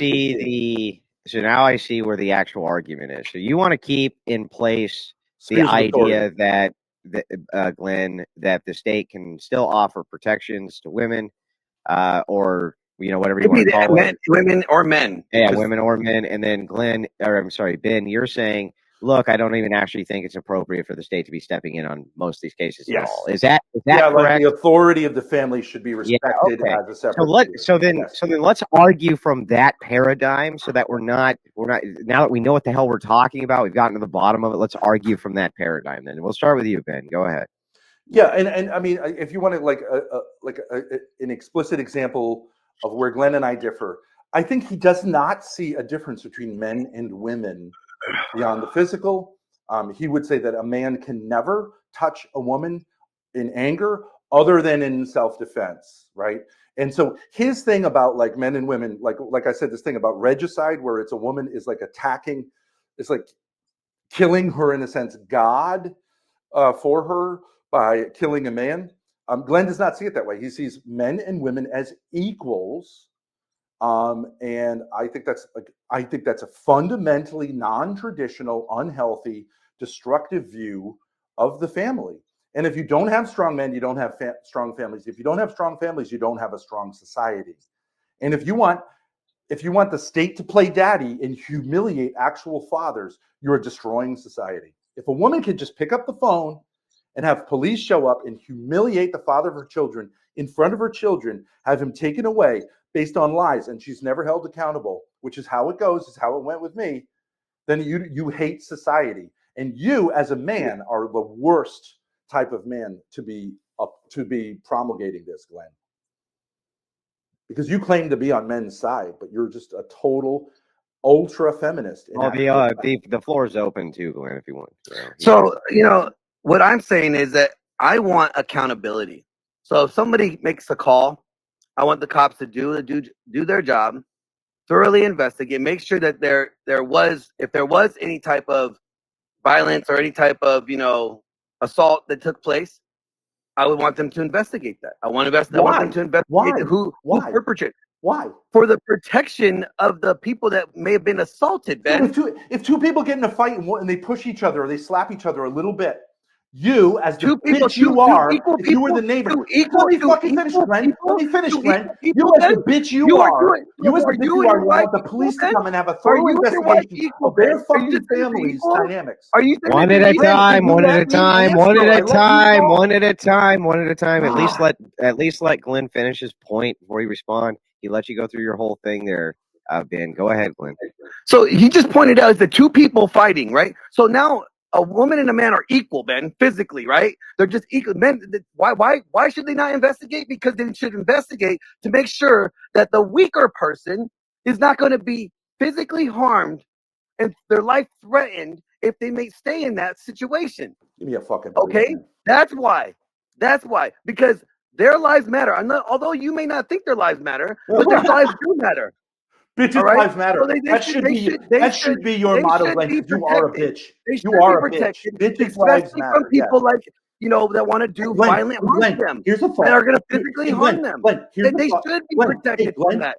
Because as you said, the father should protect them. But if the father is not protecting them from himself, then somebody needs to protect the children and the wife from the father. Glenn, here's the thought. The vast majority of women can handle themselves. They don't need the fucking cops coming in and doing a thorough investigation. Who said that? Because Glenn fucking Lawrence, who said that? The bitch next door, called the cops because he heard a couple of people having an argument, right? Did I say that? No. Let's just use a thorough investigation. Someone who's having a mild scenario that Andrew just brought up. He said a wife could just call, and he wanted the police to come over, and you said you didn't like that. Okay, cool. All right, let's say that there was physical harm being done, and the wife calls, and you don't want the police to come. So you want that woman to have to stay in that abusive, violent situation because you say so. All violent situations are not abusive. There are women who need to be corrected, and there are women in some situations who need to be killed. You can't even give me some women. Parameters. I'm giving you a point. No, you did not. I asked earlier, what are the parameters of this? Glenn, let him respond. Glenn, let him respond. Go ahead, Ben. There are some situations in which violence is appropriate, and even killing the other person is appropriate. If whoever it is attacks my children, it can go all the way in terms of my defending them to to death. And I think if you say, well, all these women die at the hands of men every year, I'm not saying that's a great thing, but it's part of life. Sometimes bitches go too far. Ben, can you give me some, please, parameters of this level of violence that you think is appropriate? When can you kill your wife, Ben? Under what circumstances can you do that? If she's We're not threatening even to kill we're me, not even why? going to dive in. We're not diving into that. It's just self-defense. I'm just saying self-defense. Okay, so like my position that I said that I think that self-defense is necessary. You have the right to defend yourself from any threat, no matter what the gender. But And Glenn, that's where I agree. You can't Self-defense. resolve the basic problem. You say that women are more powerful than men, and yet we need No, law I did not. enforcement to come in to protect them from men. That is incoherent, Glenn. It's No, incoherent. you're twisting my The vast words. majority You know of women that. can handle You are themselves. twisting my words. The You know that. argument They handle have the power because they have the law enforcement on their side right now with the Duluth model of feminism. Okay, so you're in favor of those things then. So I You're say in get favor rid of of women the being Duluth in total model of control of feminism, society. and you have police do their job, and police protect and serve, do their job. Okay, so if you're having an argument with a woman and I'm a neighbor and I hear the tussle, you want me to call the police and have them fully investigate your relationship with that woman. That's the kind of bitch you are. You wouldn't think If you hear one one tussle, what's a tussle, Ben? Because I can't get you to define any terms. What is a tussle, Ben? I don't know. Maybe you get mad and you don't know the word. You don't know the definition of the words that you're using. Oh God, Glenn, this is your only point in this entire debate. I'm asking you. You can't give me a definition. You have not been able to We all know what a fight is, Glenn. If I hear two people raising their voice, unlike is it an argument? I hear an two argument people raising their voice. I don't this is decide. an argument. Okay. Is this a tussle, Ben? That's fine. Go ahead. You talk. Let me know when you're done. Is this a tussle? Because we are raising our voice, Ben. Is this a tussle? Yeah, I'm sure you'd like to call the police and have them come over. Is this a tussle, Ben? I'm asking you. Is this a tussle, Ben? No, Glenn. Is this your definition of a tussle, or is this a definition of an argument, call Ben? the police and have me arrested. Is this a definition of an argument, Ben? You because I'm You gotta let him respond, Glenn. You gotta let him respond, Glenn. Go ahead, Ben. Glenn, you know, your point is like, I'm just going to keep you asking to specify things that everyone knows. People get in arguments, people get in fights. For the most part, they resolve them themselves. Otherwise, why would you be in a relationship with this person? You start crying and panicking and want to call the police. If there is a man and a woman who are having an argument, that's called having a relationship, Glenn. And you have failed in your relationships because you have refused to take the part of a man and assert yourself when women are being out of hand. Yeah, okay, but I'm not in a situation where never mind. No, let's go there. Glenn, let's go there. Let's go there. What did your wife do? Answer the question. What is a fight, Ben? No. Let's go there, Glenn. We're not getting into no personal nothing. I already told you. We're not doing that. Yeah. He wanted to what is the fight? What is a fight, Ben? Okay, this is what you're going to do. Is a physical altercation? Is it a physical altercation or is it an argument? I'm just trying to understand what your terms are, Ben. I'm not answering that question. If you don't know what a fight is, you should kill yourself because I just don't know what to say. All right. Well, that's enough of that. So, I don't know why. Again. All right. I'm sorry. I apologize, Glenn. I was just kidding. Yeah. I disavow. I don't know what I don't know what to say. Like you should. Well, here's what I'm going to do. I'm going to let callers stack in while I let you guys give a closing statement because we're about an hour 15 into the debate, roughly. That's about where I told you guys we'd be in the back and forth before I started to take on callers. That's about where we're at. So that's what we're going to do. So now, Ben, you were the person who opened, and so I'm going to give you the last closing statement, which is fair. Glenn Lawrence, you have 7 minutes on the clock for your close. Go ahead when you're ready. Yeah. What you guys were witnessing tonight? One thing I couldn't get Ben to really define anything tonight. Like what parameters of use of violence can one have over those that are in his home? And he couldn't tell me when he thinks that law enforcement should be involved. If there is law enforcement involvement, he doesn't think that if there's an individual that is experiencing any type of physical harm done by their spouse or their significant other, and they call the police, that police should come. He thinks that they shouldn't come, and that person should, still be in this situation where their life could be harmed and taken. You think that's appropriate? Uh, I believe that we have these laws in place, although these laws need to be reformed and to reflect our current society and culture and what's currently going on. And the language should change, and we should remove some of the very bad things that are in these laws that tend to make men to be the victims of false allegations. I do think the framework and the spirit of the law is good. We want to protect those that are weaker. We have laws to protect children from abuse. Okay, why shouldn't we have laws to protect women from abuse? And why shouldn't we have laws to protect men from abuse?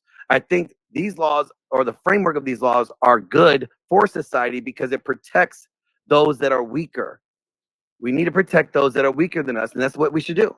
I will end there by saying that Ben did not be able to provide any of that, and if Ben had his way, he would be able to beat whatever women that lives with, who he's with, or his wife, or his kids, and that there would be no consequence because he is the ultimate authority of his home, and that what, as long as he wants live under Russian Federation law, well then he should probably just move to Russia. Okay, that probably solved the problem altogether. But that's my final thoughts. I have nothing else to say. All right, Ben, go ahead. Okay. Was it 3 minutes, Andrew?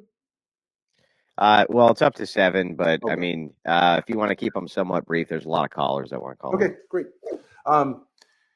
I just want to point out Glenn is a complete and utter moron because he keeps saying women are weaker, and then he admits that actually, in fact, they're stronger. You cannot hold two contradictory positions. It's the most basic logical law, the law of non-contradiction. He keeps saying women are weaker because he's a bitch and he identifies as a woman, but at the same time, he says women are stronger and men are oppressed. Only one of those things can be true, Glenn. It's like 1 + 1 = 2. Only one of those things can be true. And the truth is that women are unbelievably powerful in our society. Any woman can destroy any man. And by the time the law catches up, which it will eventually catch up, that man's life is largely destroyed, unless you're a guy like me who's able to parlay it into a career and ball on the internet with it. For most guys, they lose their job, they lose their homes, they lose their kids, their families are destroyed, their kids lose their father for significant enough time that it destroys their life. And for you to sit there as a man and defend that is absolutely abominable, Glenn. And your one stupid technique in debate, okay, let me tell you, your one technique in debate is to say, I need you to specify what you mean by that. That is a cheap tactic. It's garbage. It's just filler. It just wastes time. This man actually sat there and said to me, can you define what a tussle is? Can you define what a fight is? And expected me to sit here and answer those questions. Glenn, you're a moron. Do not ever debate again. Send me an apology. I'll be happy to accept it. Don't waste my time with this garbage. Now, to the actual situation here, what I wanted to do, and I'll spend a couple of minutes doing this, and then we can go to questions. I wanted to meditate with Glenn on what it is to be a man. When you say, yes, a man should have broad authority and not be held accountable, what he means accountable is that like a bitch like him is constantly looking over his shoulders, looking in your window, asking questions about whether you're being a good man, because that's what bitches like him do. That's their soul. A real man gives another real man broad authority and broad, because it's fun to be a man. And everyone knows that the predominant thing that men bring into the world is creativity. The reason Donald Trump got elected and not Kamala Harris is because he represents creativity. Here's a man who's made it happen. And yes, he may have made missteps and done his taxes a little bit funny and been with like wild women at a certain point, but he's a fucking baller, Glenn, and you'll never be a baller like him because you're a loser and a bitch, and you want Donald Trump being held accountable. I want Donald Trump be given free reign, because it is the creativity of men who are given free reign that makes society fun to live in. Kids love a man who's dangerous. Women love a man who's dangerous and exciting. Glenn, have you ever watched a movie? Is there a movie about someone like who's a bitch like you? Never. Never. No one wants to watch it. No one wants to hear about it. No one reads a novel about it. They watch and read and listen to stories about guys like me who get out there and don't care about little bitches like you, and they're and they're calling the police on you, and they're hyper doing all that. That sucks. That's the problem in our society, and it's beyond just guys like you and debates on the internet. This is what we all face as men every day, and we can't just maybe think about it. We all need to realize it's an existential threat, not just to us, but to our kids and to the women who depend on us. We've got to get this right. We can't afford to just look the other way and say, when a guy gets picked off, like Glenn does with me, when a guy gets picked off, it was probably his fault. Fuck you. Fuck all of you for saying that and doing that. Stand with men. They're usually right. A lot of these guys that get picked off, like P. Diddy, Epstein, all these kind of names, I'm not saying they're perfect people, but a lot of it is just hatred of men. And they want to let us all know, don't you take one step, don't you get one more bottle of baby oil than we, Glenn Lawrence, thinks is acceptable, or you're going to get hammered and we disavow you. Men do sexually crazy stuff. Men do business, fun stuff. Men do wild stuff with women. It's what makes the world go around. And if we all were like Glenn, we'd all have vasectomies and be careful and never be with women again, and life would just stop. It's, you either got to celebrate masculinity or just end the world. And I think that's what Glenn wants to do. I want to have fun, and I want to celebrate masculinity. And yes, in order to do that, you need to be given freedom and authority and respect and space. All right, thanks for the closer.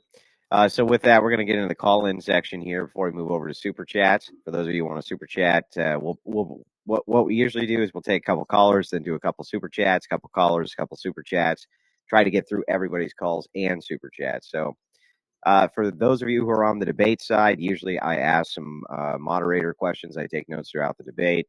At this point, I just don't give a shit, though, so I'm not going to do that. But when it comes to the callers who come in, remember, it's the caller's time, right? Not your guys' time to fight and bicker. It is the time for you to answer to the callers, okay? That's part of running the Crucible. So I'm going to start here. Looks like Rachel's calling in.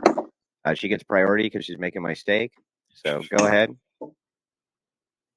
Hey, Rachel? can you guys hear me? Yep. Yes. All right. I hope everybody's ready for a little female on male violence, because I'm about to let you both have it, because you both sucked in this debate. And here's the thing. I actually inexplicably find myself agreeing with Ben Thorp's position, but he is the worst person who could possibly ever defend it. He's out here actually talking about P. Diddy and Epstein like they're just well-meaning dudes that like to have a little bit of fun, right? No, those are sexpionage compromise operations, you absolute spoon. And then Glenn, I love you, buddy, but you just didn't take it to Ben like you easily could have if you wouldn't have gotten so heated and upset with him and focused on defining the terms. You could have just pressed him on a couple of simple questions. So, you know, I don't know what to say about this debate other than it was like a special boy helmet fight, and my husband deserves an extra good steak for that. So that's all I wanted to say. Don't Yes. burn it, bitch. An extra 6 ounces. Filet mignon. No, Ben, when I kick the chair, I don't hurt my foot.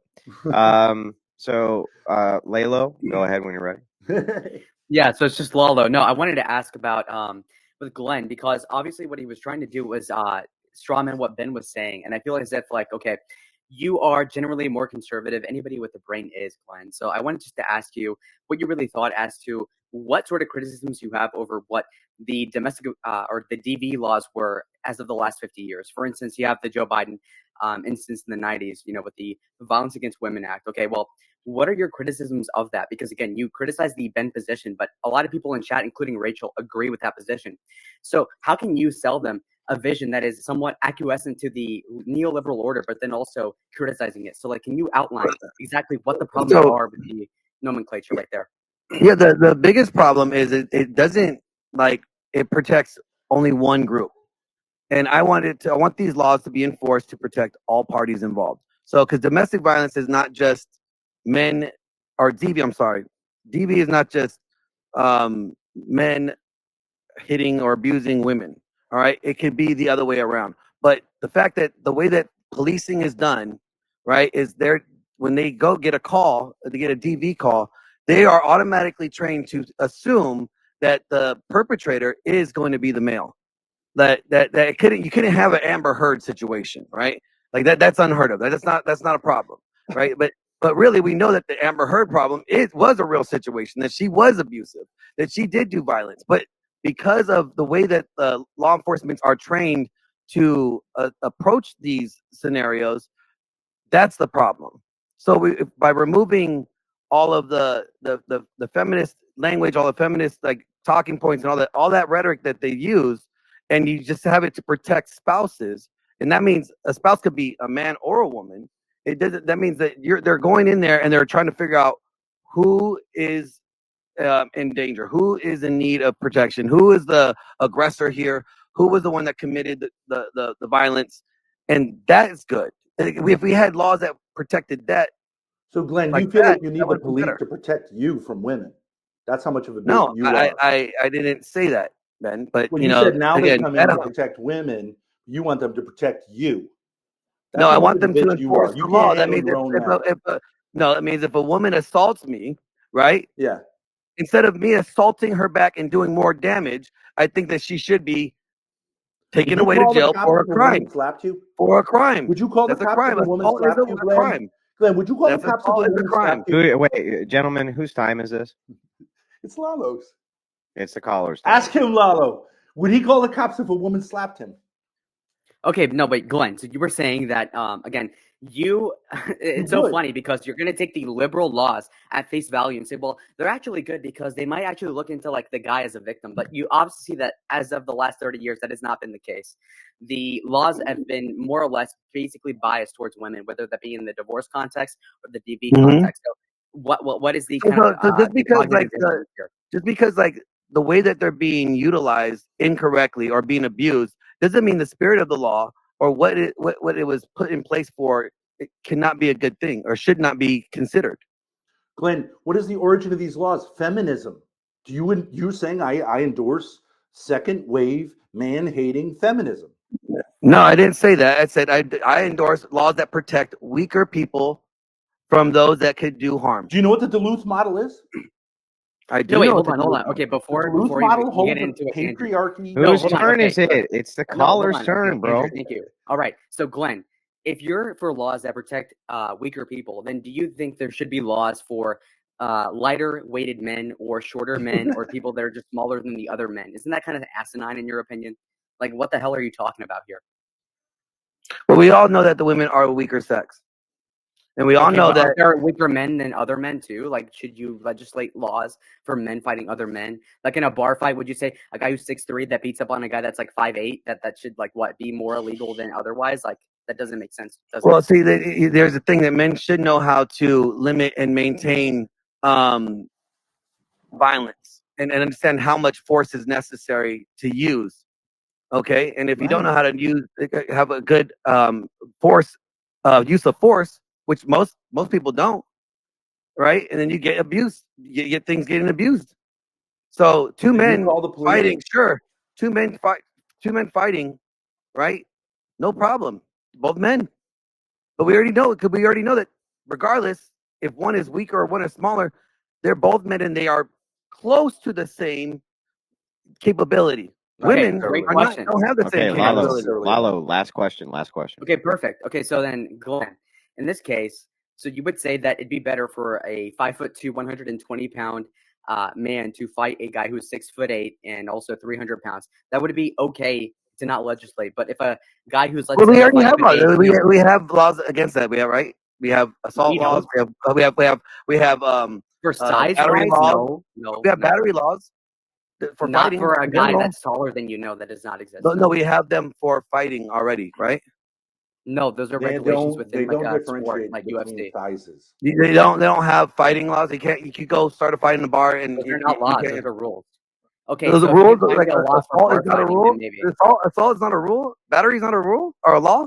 Those are laws. Those do not discriminate among sizes because people don't choose how they're born insofar as size is concerned. Yeah, of course not.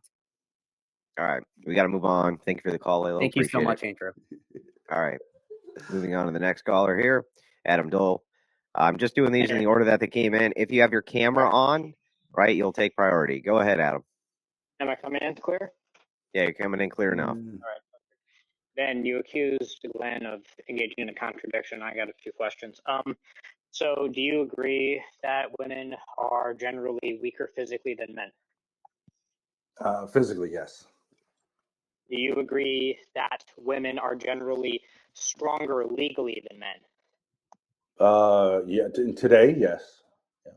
Okay, so you actually, according to you, hold the contradiction because you believe at the same time that women are weaker and stronger than men simultaneously. This is what you accused Glenn of holding to, and you No, accuse this of being contradictory. no. I'm saying that yeah, I can see what you're saying. I think women have as much or more power than men personally. Okay, so that includes physically, emotionally, all that stuff. So I'd say that's separate than the legal thing.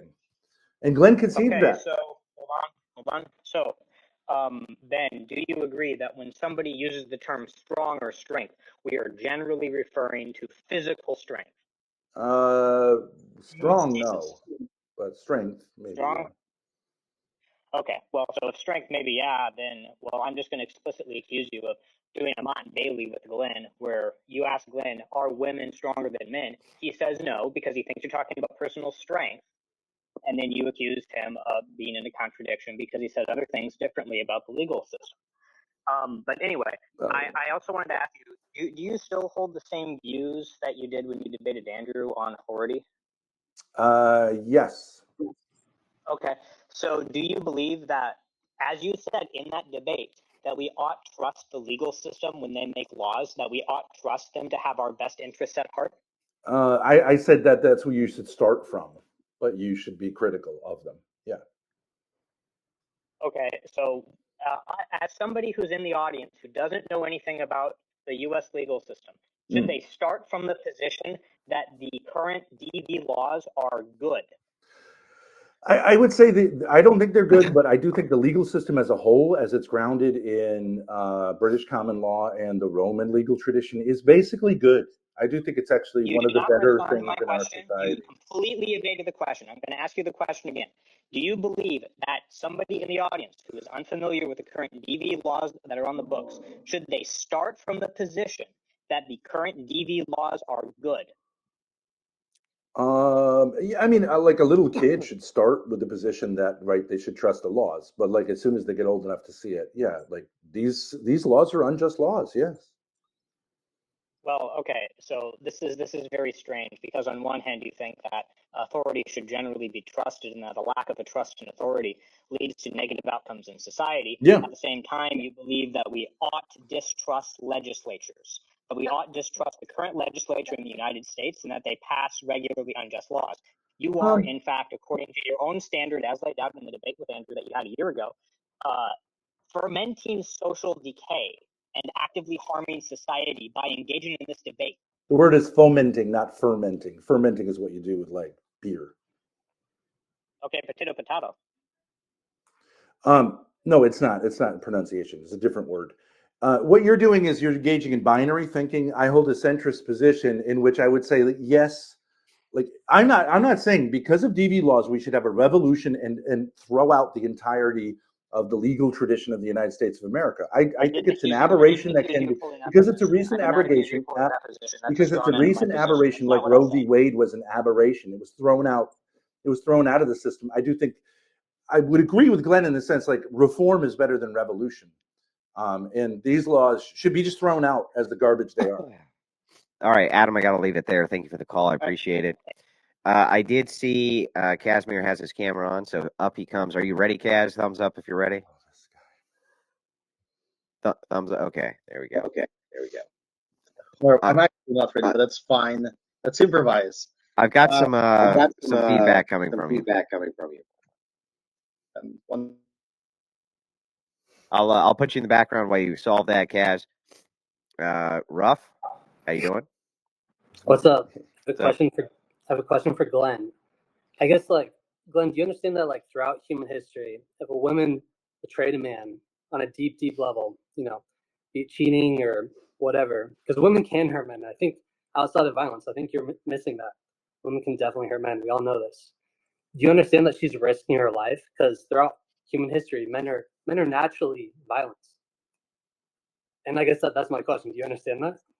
Yes. Okay. Do you want to go? Do you not understand how that conflicts with your point of view, though? That how does that conflict with my point of view that women fear men because men are more capable of violence and do more damage and violence than women? How is that conflicting my Do you think view? if a woman does that, she should feel the risk of danger? Yeah. There's natural, right? We are more physically capable of harming people than women do. Yeah, that's natural. But you would have But her call. does that mean that No, I'm not because just. she I'm has not the just saying. fear of that, I'm not that just doesn't saying mean men that are she capable. shouldn't be capable or men should do that. Should women? Yeah, that's natural fear. Why not? Why shouldn't men do that if a woman does If that? a woman betrays, Whose time is it, man, Ben? No, actually, I prefer Ben interrupts because he's got a lot of good points, and I agree with him. But yeah, it's not just that they're capable of it. It's like it's natural for men to feel that sort of violence and that sort of hate, or not hatred, but that sort of. You're right. Hatred. That's a good way to go with it. If there's no necessary threat to harm them, why should they No, administer? you can be violent. Why should you No, administer you a level can be of violence if there's no need for it? You can be violent without hatred. That was My question is why would you have if you are with a woman that you have to assault to get to comply with you? Why would you be with her? Why complicate your life with being with somebody that you have to beat? That's such a misunderstanding of women. Women obviously can be deceitful. Like every man knows that.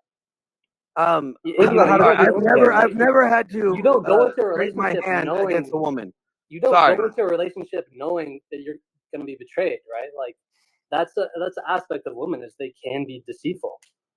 Okay, why would you? Okay, once she betrays you, why would you want to stay with her? So you just beat her?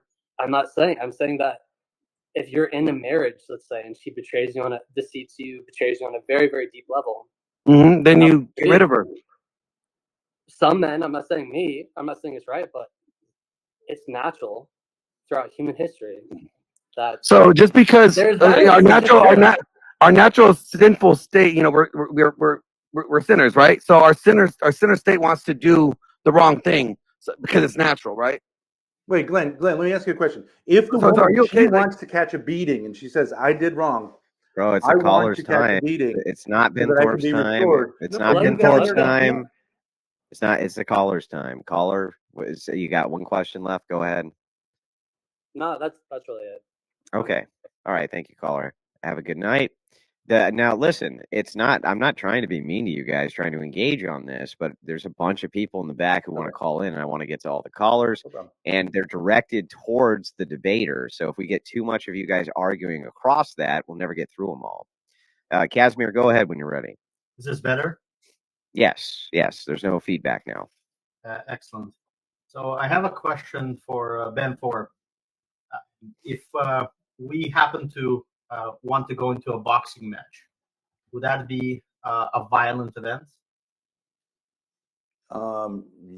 Yes, I would. Yeah, of course. Tear you apart. And if this was by mutual consent, should I be able to call the cops on you based on the result? No. No. So consent sort of matters. So do you believe if you were to... That doesn't mean consent matters, by the way, but you're just saying that. Sure, okay. By analogy, if a woman were to consent to a marriage where as part of the marriage contract, she agrees to an occasional boxing match if she disobeys the husband, would that be fine in your opinion? You mean by boxing match like a physical correction? Yeah, sure. Yes.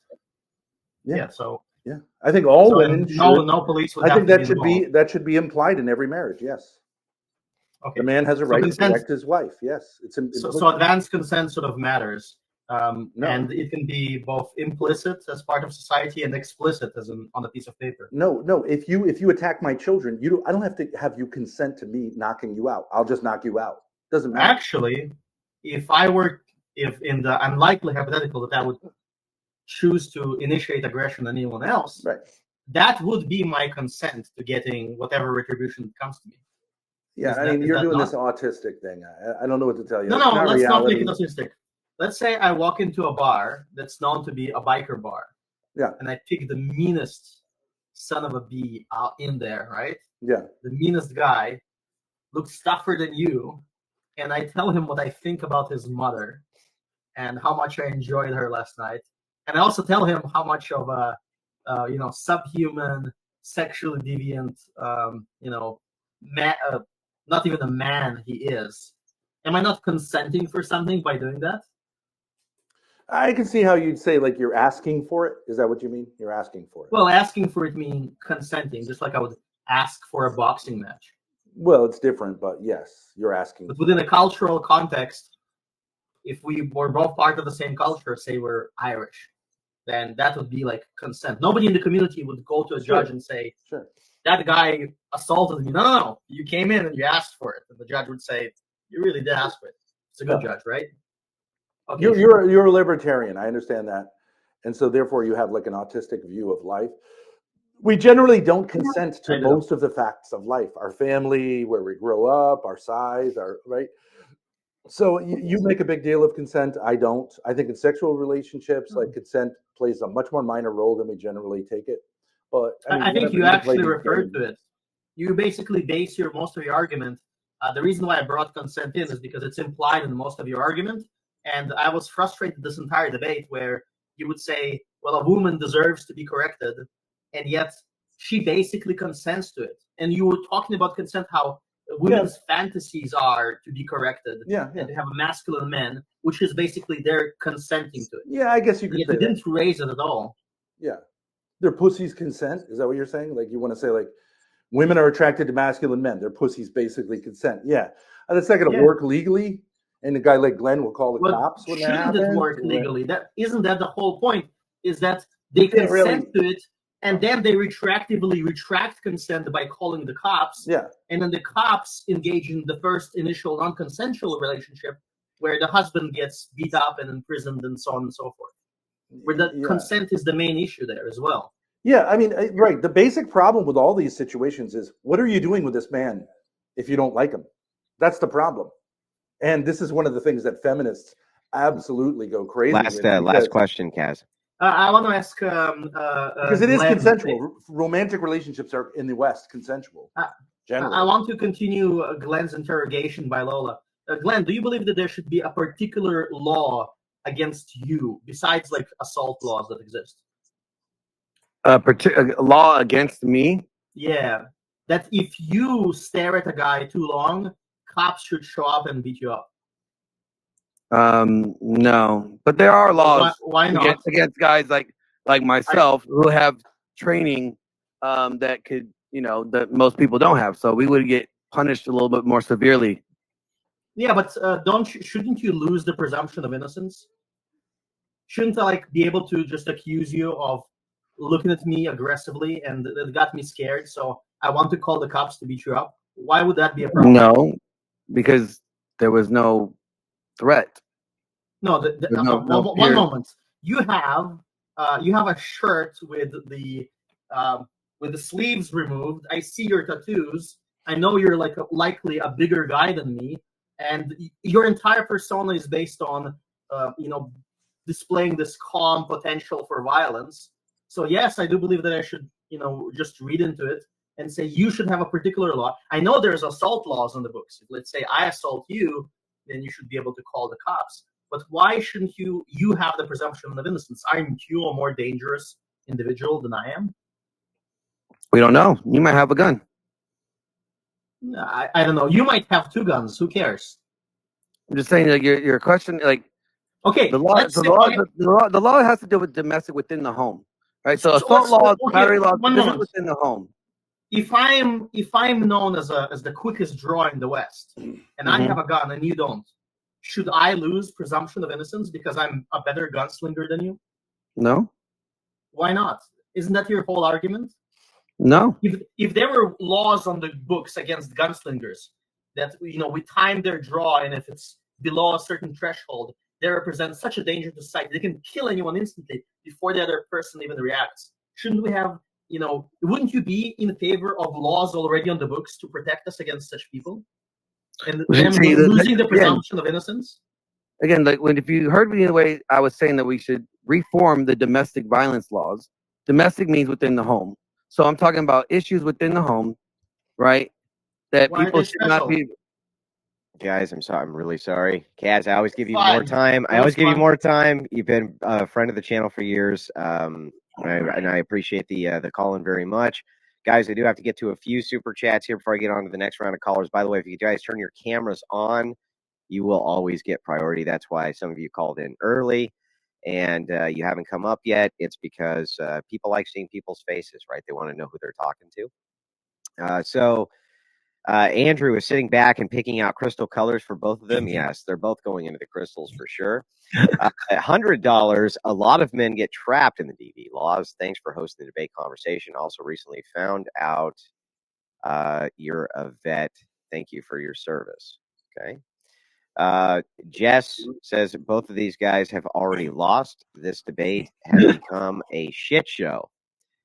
Okay, so these are not questions. That's why I'm just kind of barreling through them. Okay. But she's from Australia, remember? Never thought I'd see a Walmart Robert De Niro debate a tatted doll in the Crucible. Crazy times. Spyro says, Andrew, you mother effer. I think you owe chat 2K for this debate. What the hell, man? At this point, I want to go into the crystals. You win. Okay. Okay. Raging Tomato says, not turned on by being punched in the face, Ben. Okay. Seriously, Shelby for $10 says, so did Cassie like Diddy DVing her at the hotel? No, only crazy bitches like that. Shit, you don't stick it in crazy. Okay. Justin Henley says, Ben, don't punch a woman in the back of the head. It's illegal. 5 minutes later, women love being punched in the face. FFS, Glenn. Yeah, so like, what the fuck, Glenn? Unconventional man for $10 says women get off being punched in the face. Andrew thinking to himself in the background, that's fair. Justin Henley for $5 says, can we put a bad Chinese dub over Glenn Lawrence and re-upload it with all the TOS takes? Jazzy Bear for £10 says, if you both are degens, this is Andrew's channel, and come on, have some respect. That is true. That pissed me off, right? That did piss me off when you guys did that, right? I was very specific about it. You both did it multiple times. Raw Dog for $5 says, I feel like I'm watching Doc Brown arguing with Biff because we keep coming back to the future. Seriously says, I need a cigar now or a crystal to look at. Just say something for $20 says, bravo to Andrew for taking the time to moderate this disaster. Neither of these people is making a compelling argument either way. It's like they don't know how to debate. They're all around it, but can't find a hole. Okay, $5. Jim Bob, can I see a vagine chat right now?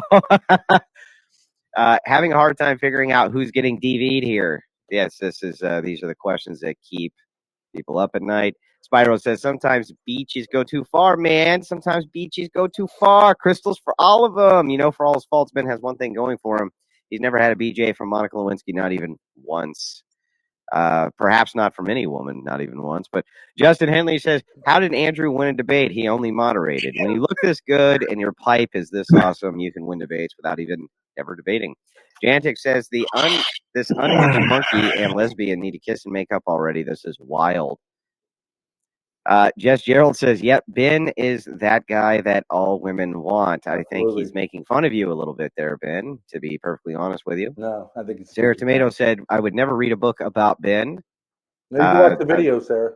Yeah, perhaps it would not be a page turner. I'm not sure. Alex Jones for press secretary. I tune into that every day. Okay.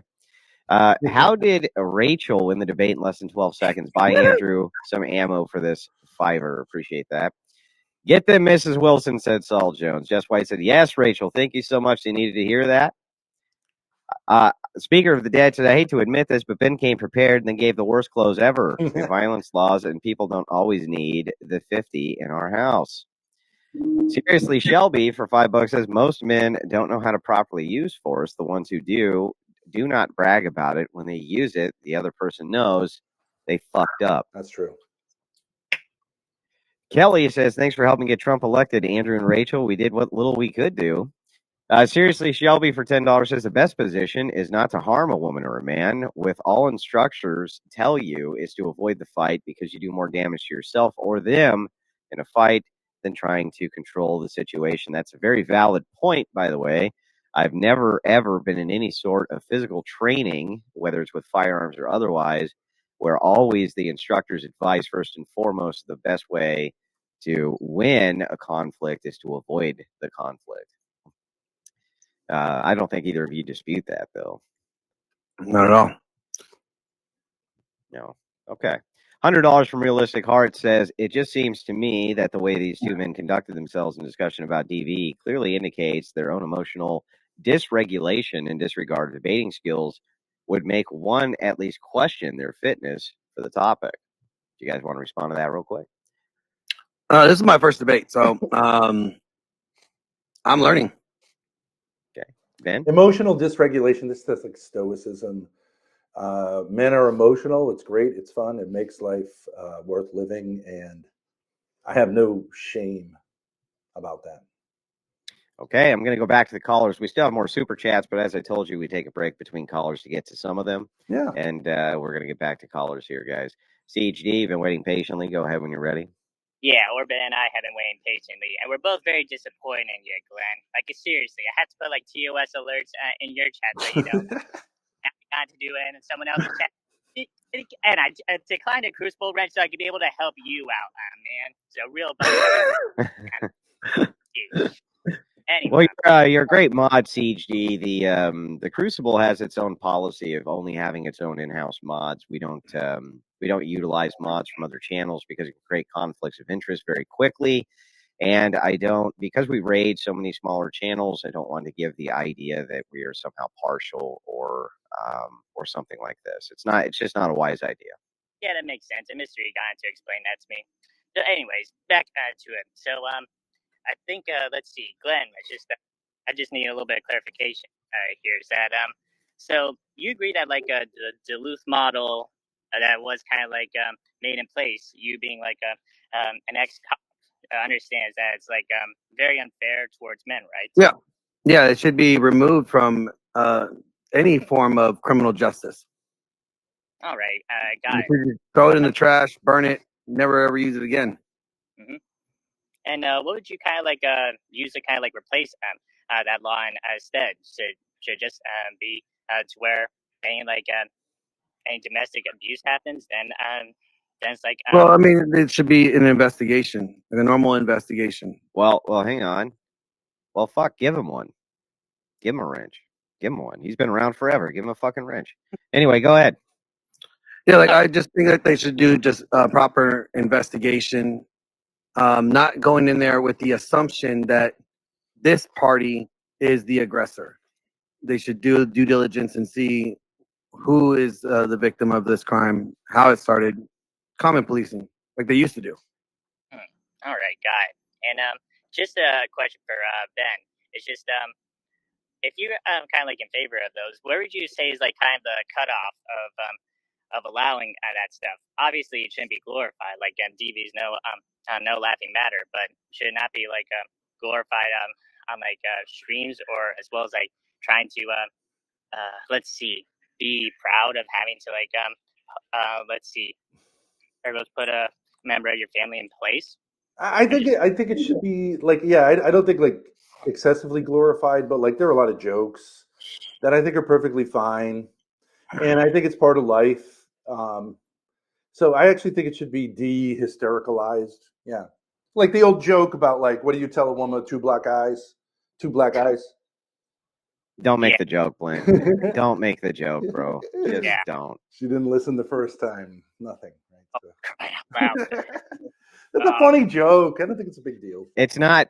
I don't care about. Do you think that any of this shit offends me? Like, No, do you think I I give don't a think shit? Like, do you think if I was on Rumble that I would give a flying fuck? I don't care about your, fucking 25-year-old jokes. Just have some respect for the fucking platform because, I would like to keep it. I would really like to do that. I've spent years of my life building it, so I'd appreciate that. I did see recently, just like it was like a man on the street interview in the 1970s, that late, where they just interviewed guys about can you correct a woman physically?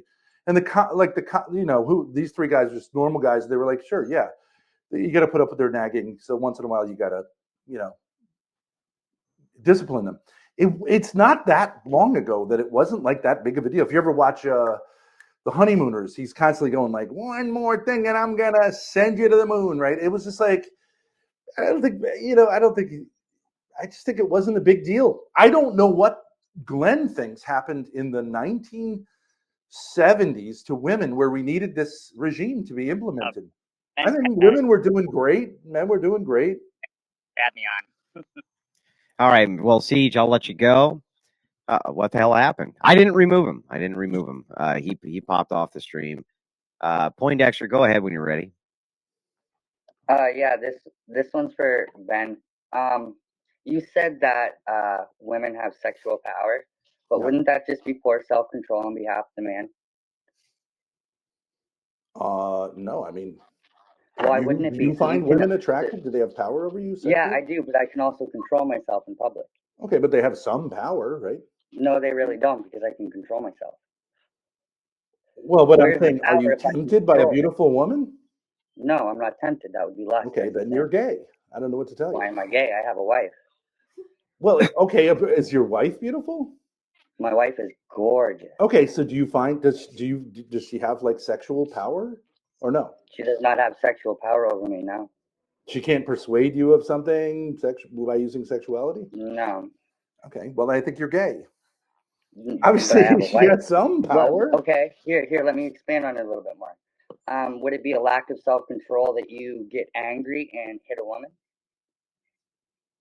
It could be, but I think anger can be something that you have control of and you exercise properly. And so, very much so, you can definitely have control over it. So if you can't control your anger so much as you physically violate somebody, then wouldn't that be a lack of self-control?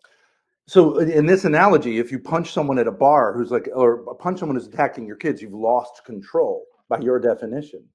I don't think you've lost control. That's fine, because you should probably call the police and have it dealt with legally. Maybe in every circumstance, you're going to call the police if someone attacks your children.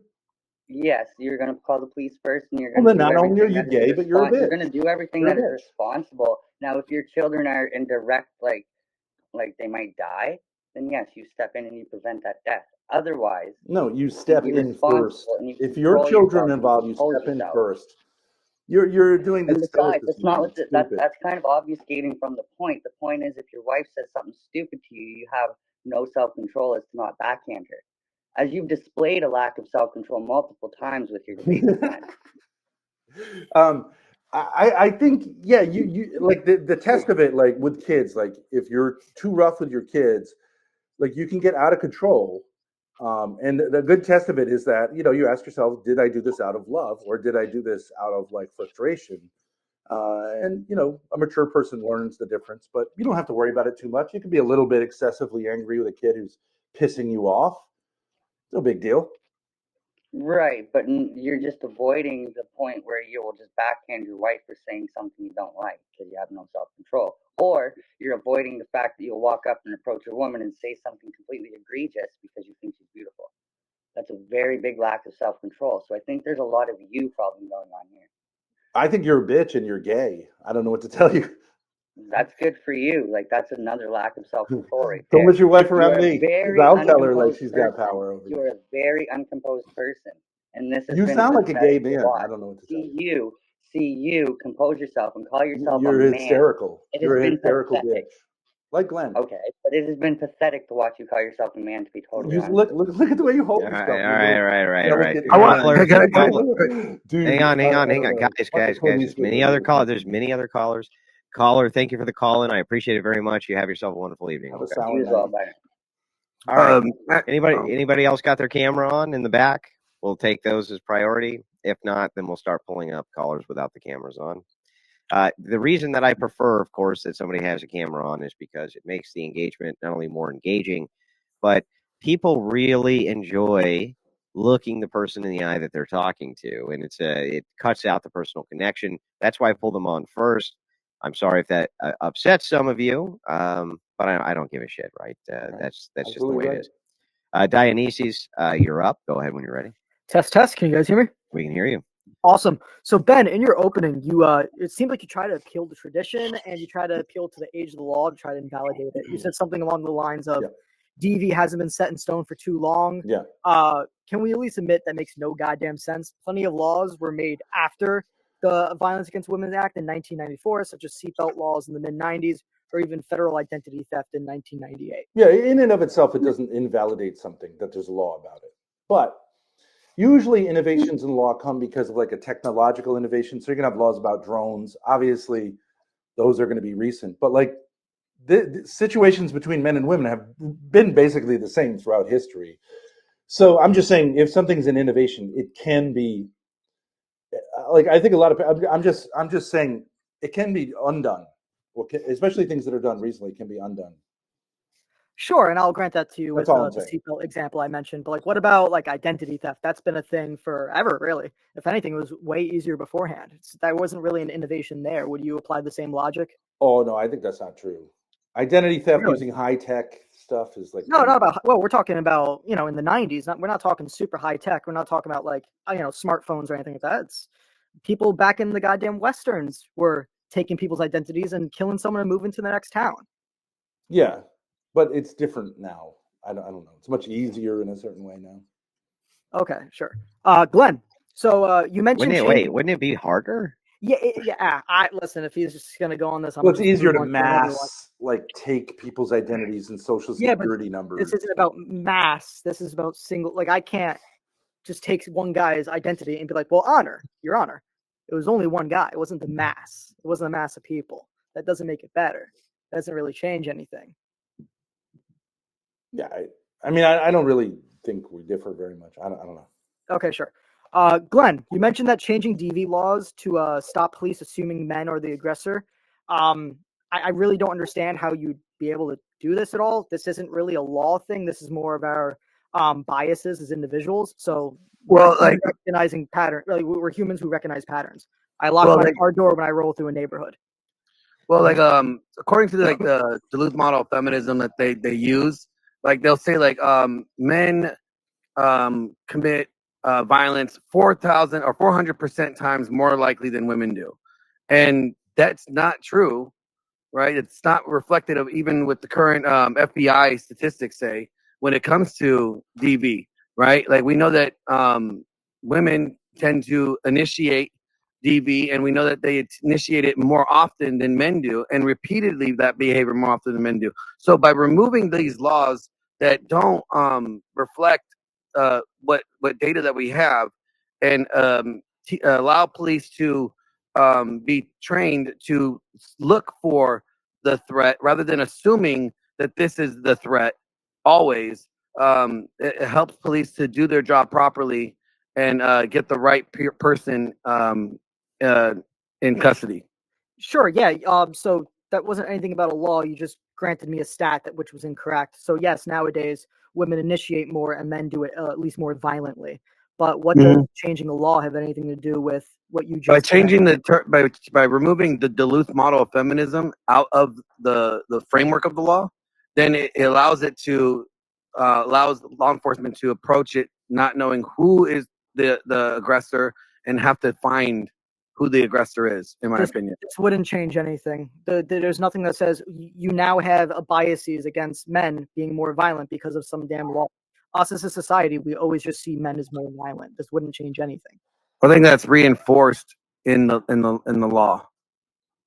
So everyone who's not a police officer, they just made this up, even though it's allegedly getting reinforced by this law. I mean, I know that it's common. I know it's common that we know this, but that doesn't mean that the person that is the bigger or more threatening individual actually committed anything.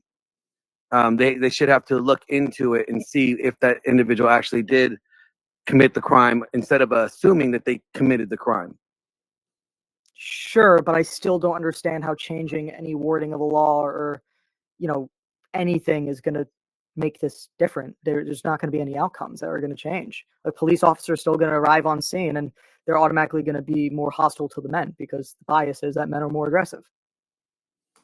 You said biases, and that unless that there's a reason there to assume that once you get there, you shouldn't be acting on that. Oh, should they be acting right? Of course not. They shouldn't. But cops shouldn't do a lot of things, and But that's people the thing. shouldn't- Like, people that's the shouldn't do a Duluth lot model. of things. Like, can you Duluth really blame model me, of right? Like, do you feminism. blame me for locking my car door when I roll through a neighborhood? No, it's your No, why, prerogative. why don't you blame me? Because you that's how you feel. You feel you need to Because I lock your door. recognize the pattern, right? Yeah, it So if depends you're on a the police neighborhood. officer, right, and you go to calls, and a lot of times that it does get violent, men do the Mhm. violence, especially not just a Yeah, tussle, sometimes right? men do the Going back to violence. what Ben was Sometimes men saying, do. not just a tussle. It's like actually some violence. Like, Again, come on. yes, we know that men can be violent, but we also know women can be violent too. Yeah, but And we're I'm talking just You're saying, right, like, Caller. Smoke. I gotta agree with Rachel, man. I mean, I agree a lot with Ben. Just like the worst person in the world to pick the position. But I think you guys actually agree upon a lot more than you guys think. I think you guys just didn't get along and just decided to go ad hominem and just started attacking each other without really listening. Glenn, really quick, my question. What clearly is your position? Do you believe in domestic violence laws or should they just not exist at all? And if so, what, because I heard your position in the last point of debate where you said it should be protecting the least powerful person. If you do train, if you're in a gym, you know there's always a least powerful person. It's never equal. So, what's your position on if there should be any laws at all besides the ones that we already have for battery, assault, etc.? so my position is that that the laws that we have, like domestic violence laws, it has to deal with people in the home under your care, right? And Yeah, but what obviously, would that differentiate by people in the street? So what is the location, whether that be a spouse or not? Besides the laws that your wife can't testify against you in court or anything like that, what would that differentiate from any type of altercation in the street? well, because an altercation in the street, you may not ever see that person or the individual again. But when you're residing with them, when you have to live with them, that there needs to be something that stops the violence that you're going to be constantly in communication with that individual from continuing. Understood. Doesn't the current battery and assault laws already do that? I don't believe so. I don't Give me a think it does situation how they would. entirely. Give me a situation in which it wouldn't. Well, I said I don't believe so because if they obviously have these laws in place for a reason. No, but I'm asking you. Your position is that there should be some type of laws to protect the people in the home. I Again, think my there should be position- laws to protect. My position as a man of the house, I've been married for almost a decade, son of a daughter. Father to a daughter, and my position is we should be de-escalating any type of situation. But I do agree that I'm we also should be able to confident that you are a son to a daughter. I just want to point that out. But again, I don't understand where any type of DV laws would be able to differentiate from the laws that we already have for battery and abuse. Granted, they have to share the same space, but roommates do as well. But obviously, there was the way I look at it is that there obviously was not an enforcement or protection there. So they had those felt that they needed to create these laws because maybe those laws that are on the books were not being enforced or considered properly. No, it came out of feminism, Glenn. It came out of feminism. Exactly. Ben does have a point. It does come out of feminism. It comes out of, for instance, here in Florida, somebody has to go to jail. Regardless of what it is, once the cops are called, somebody has to go to jail. A lot of that spouts from the O.J. Simpson trial, and a lot of these cases spark these type of laws. Now, we have so many laws, we don't even know what the majority of them are. But I believe that definitely like the most basic laws against battery, assault, they already cover any type of altercation that might happen in the home whatsoever.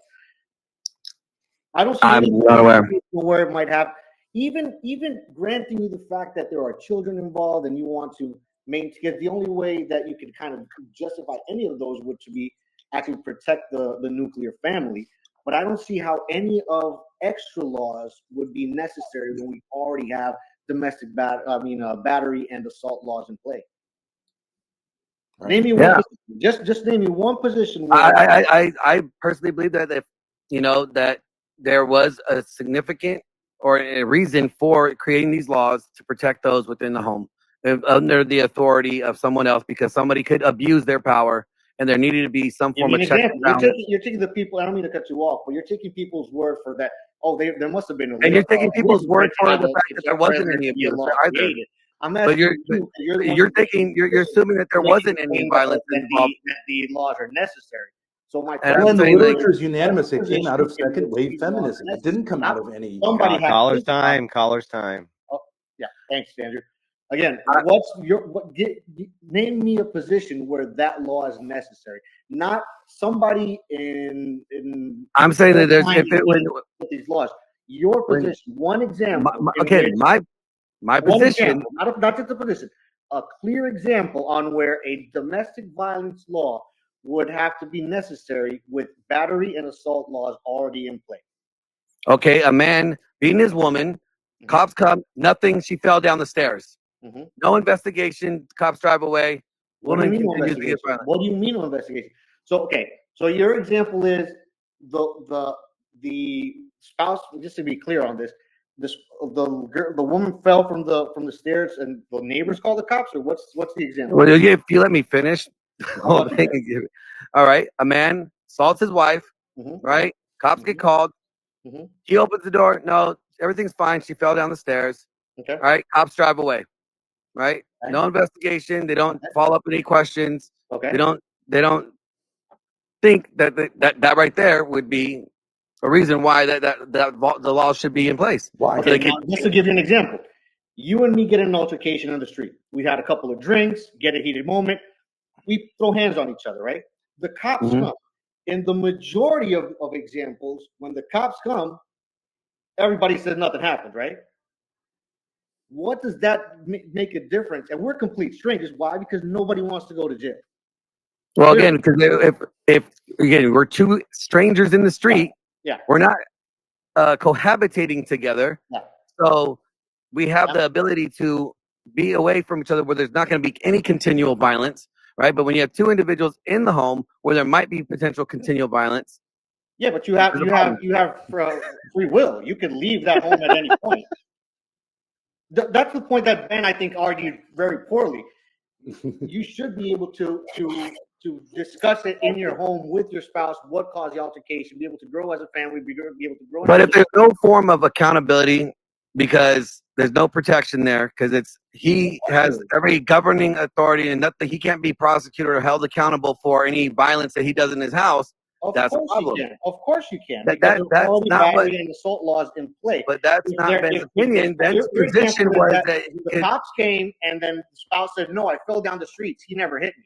So she's deciding to give that no, spouse the I didn't think opportunity that to be the wasn't man in even the my house that and to wasn't be my able to scenario. actually All talk right, this through. guys, listen. Caller, I've given you the allotment of time I can give Thank you. you. I appreciate the call in. It was very kind of you. You have a Got it, wonderful Andrew. night. God bless you and your family. Great show, man. Appreciate what you're doing for everybody. Happy to do it. You take good care of yourself, man. Okay, so let me get over to the super chats, guys. Ben had to get up. I wasn't able to read all of them. So just bear with me here as we kind of move back through them. So sorry, I have to find my spot. I don't use this particular software as often as I do my normal software, so I'm always kind of remembering how to use it. After hearing this guy, I think I need Casimir versus Posh. Holy shit, that would be a very interesting but frustrating debate. Hey, Andrew, nice hat. Yeah, I bet you wish you had one, don't you? But well, I mean, you probably do. Vertome for $10 says, when Anakin force choked Padme, was he committing DV or was he justified? Yeah, this is a good question, Ben. I don't know the reference. You don't know the Star Wars reference? Well, I've always used Darth Vader. Did Darth Vader commit Oh, DV when he dude, you're chopped going in the off fucking Luke's crystals, Ben. arm? You're going in the crystals. Pro Bet Mine says she couldn't persuade you by using sex. Ben Thorne, the cuck. Ben Thorne? Okay. I think he meant Ben. Yeah, I don't know. Ben Thorpe. I don't know. DV laws are enforced by damage, not who initiated. I don't think that's true.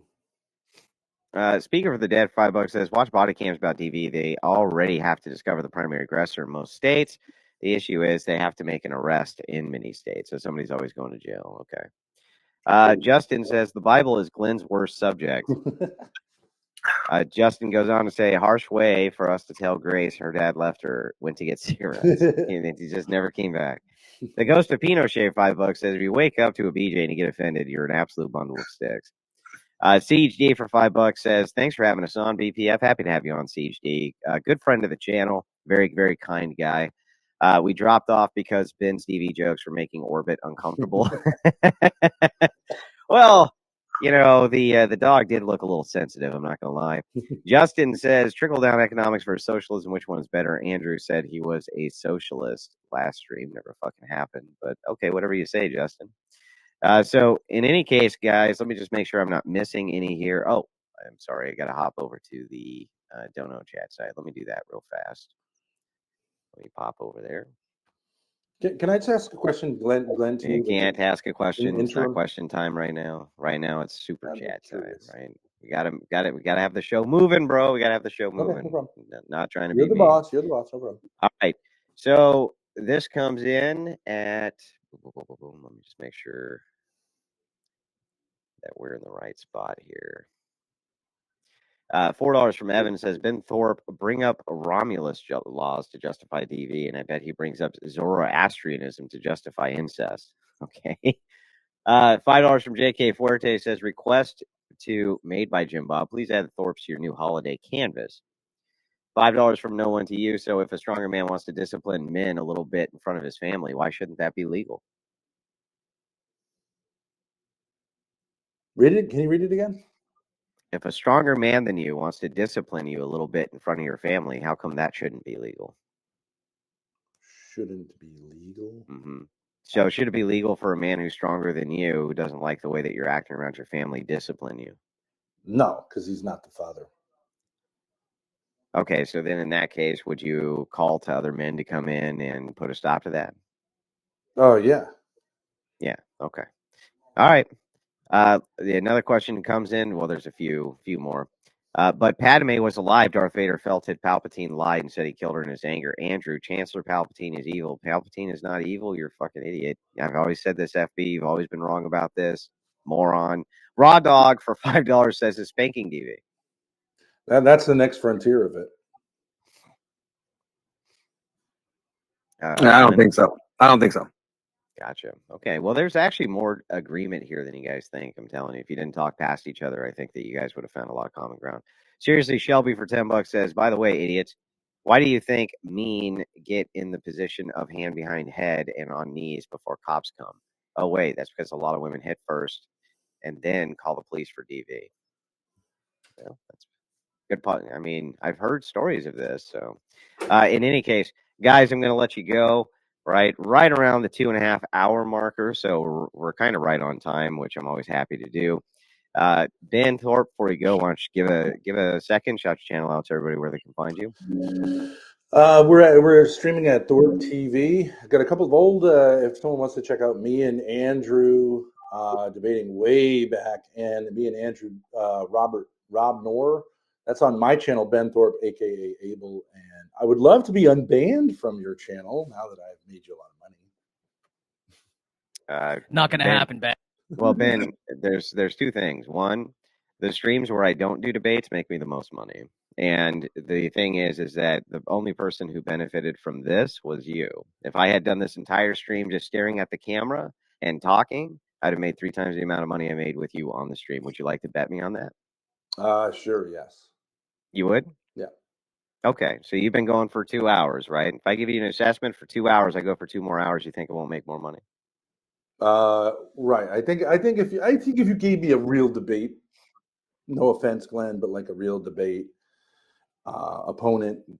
Just so you understand, I think you'd make a lot more money, and your channel would do better. Ben, yeah. The debates on the Crucible are the least amount of profit that the Crucible makes. But it's a least debate amount. channel. We get the least amount. No, it's not. You know what? We do debates, but it's an entertainment channel. Okay. And that's how we're going to do it. Well, whatever. You've benefited from my presence. And you can continue to do so, or you can just be a bitch why do you like fucking that. people do this every single time, right? It's like you beg me to come on, and then you act like you did me the favor. You know, fuck you. Get out of here. How's that? And you're never coming back again, fucking idiot.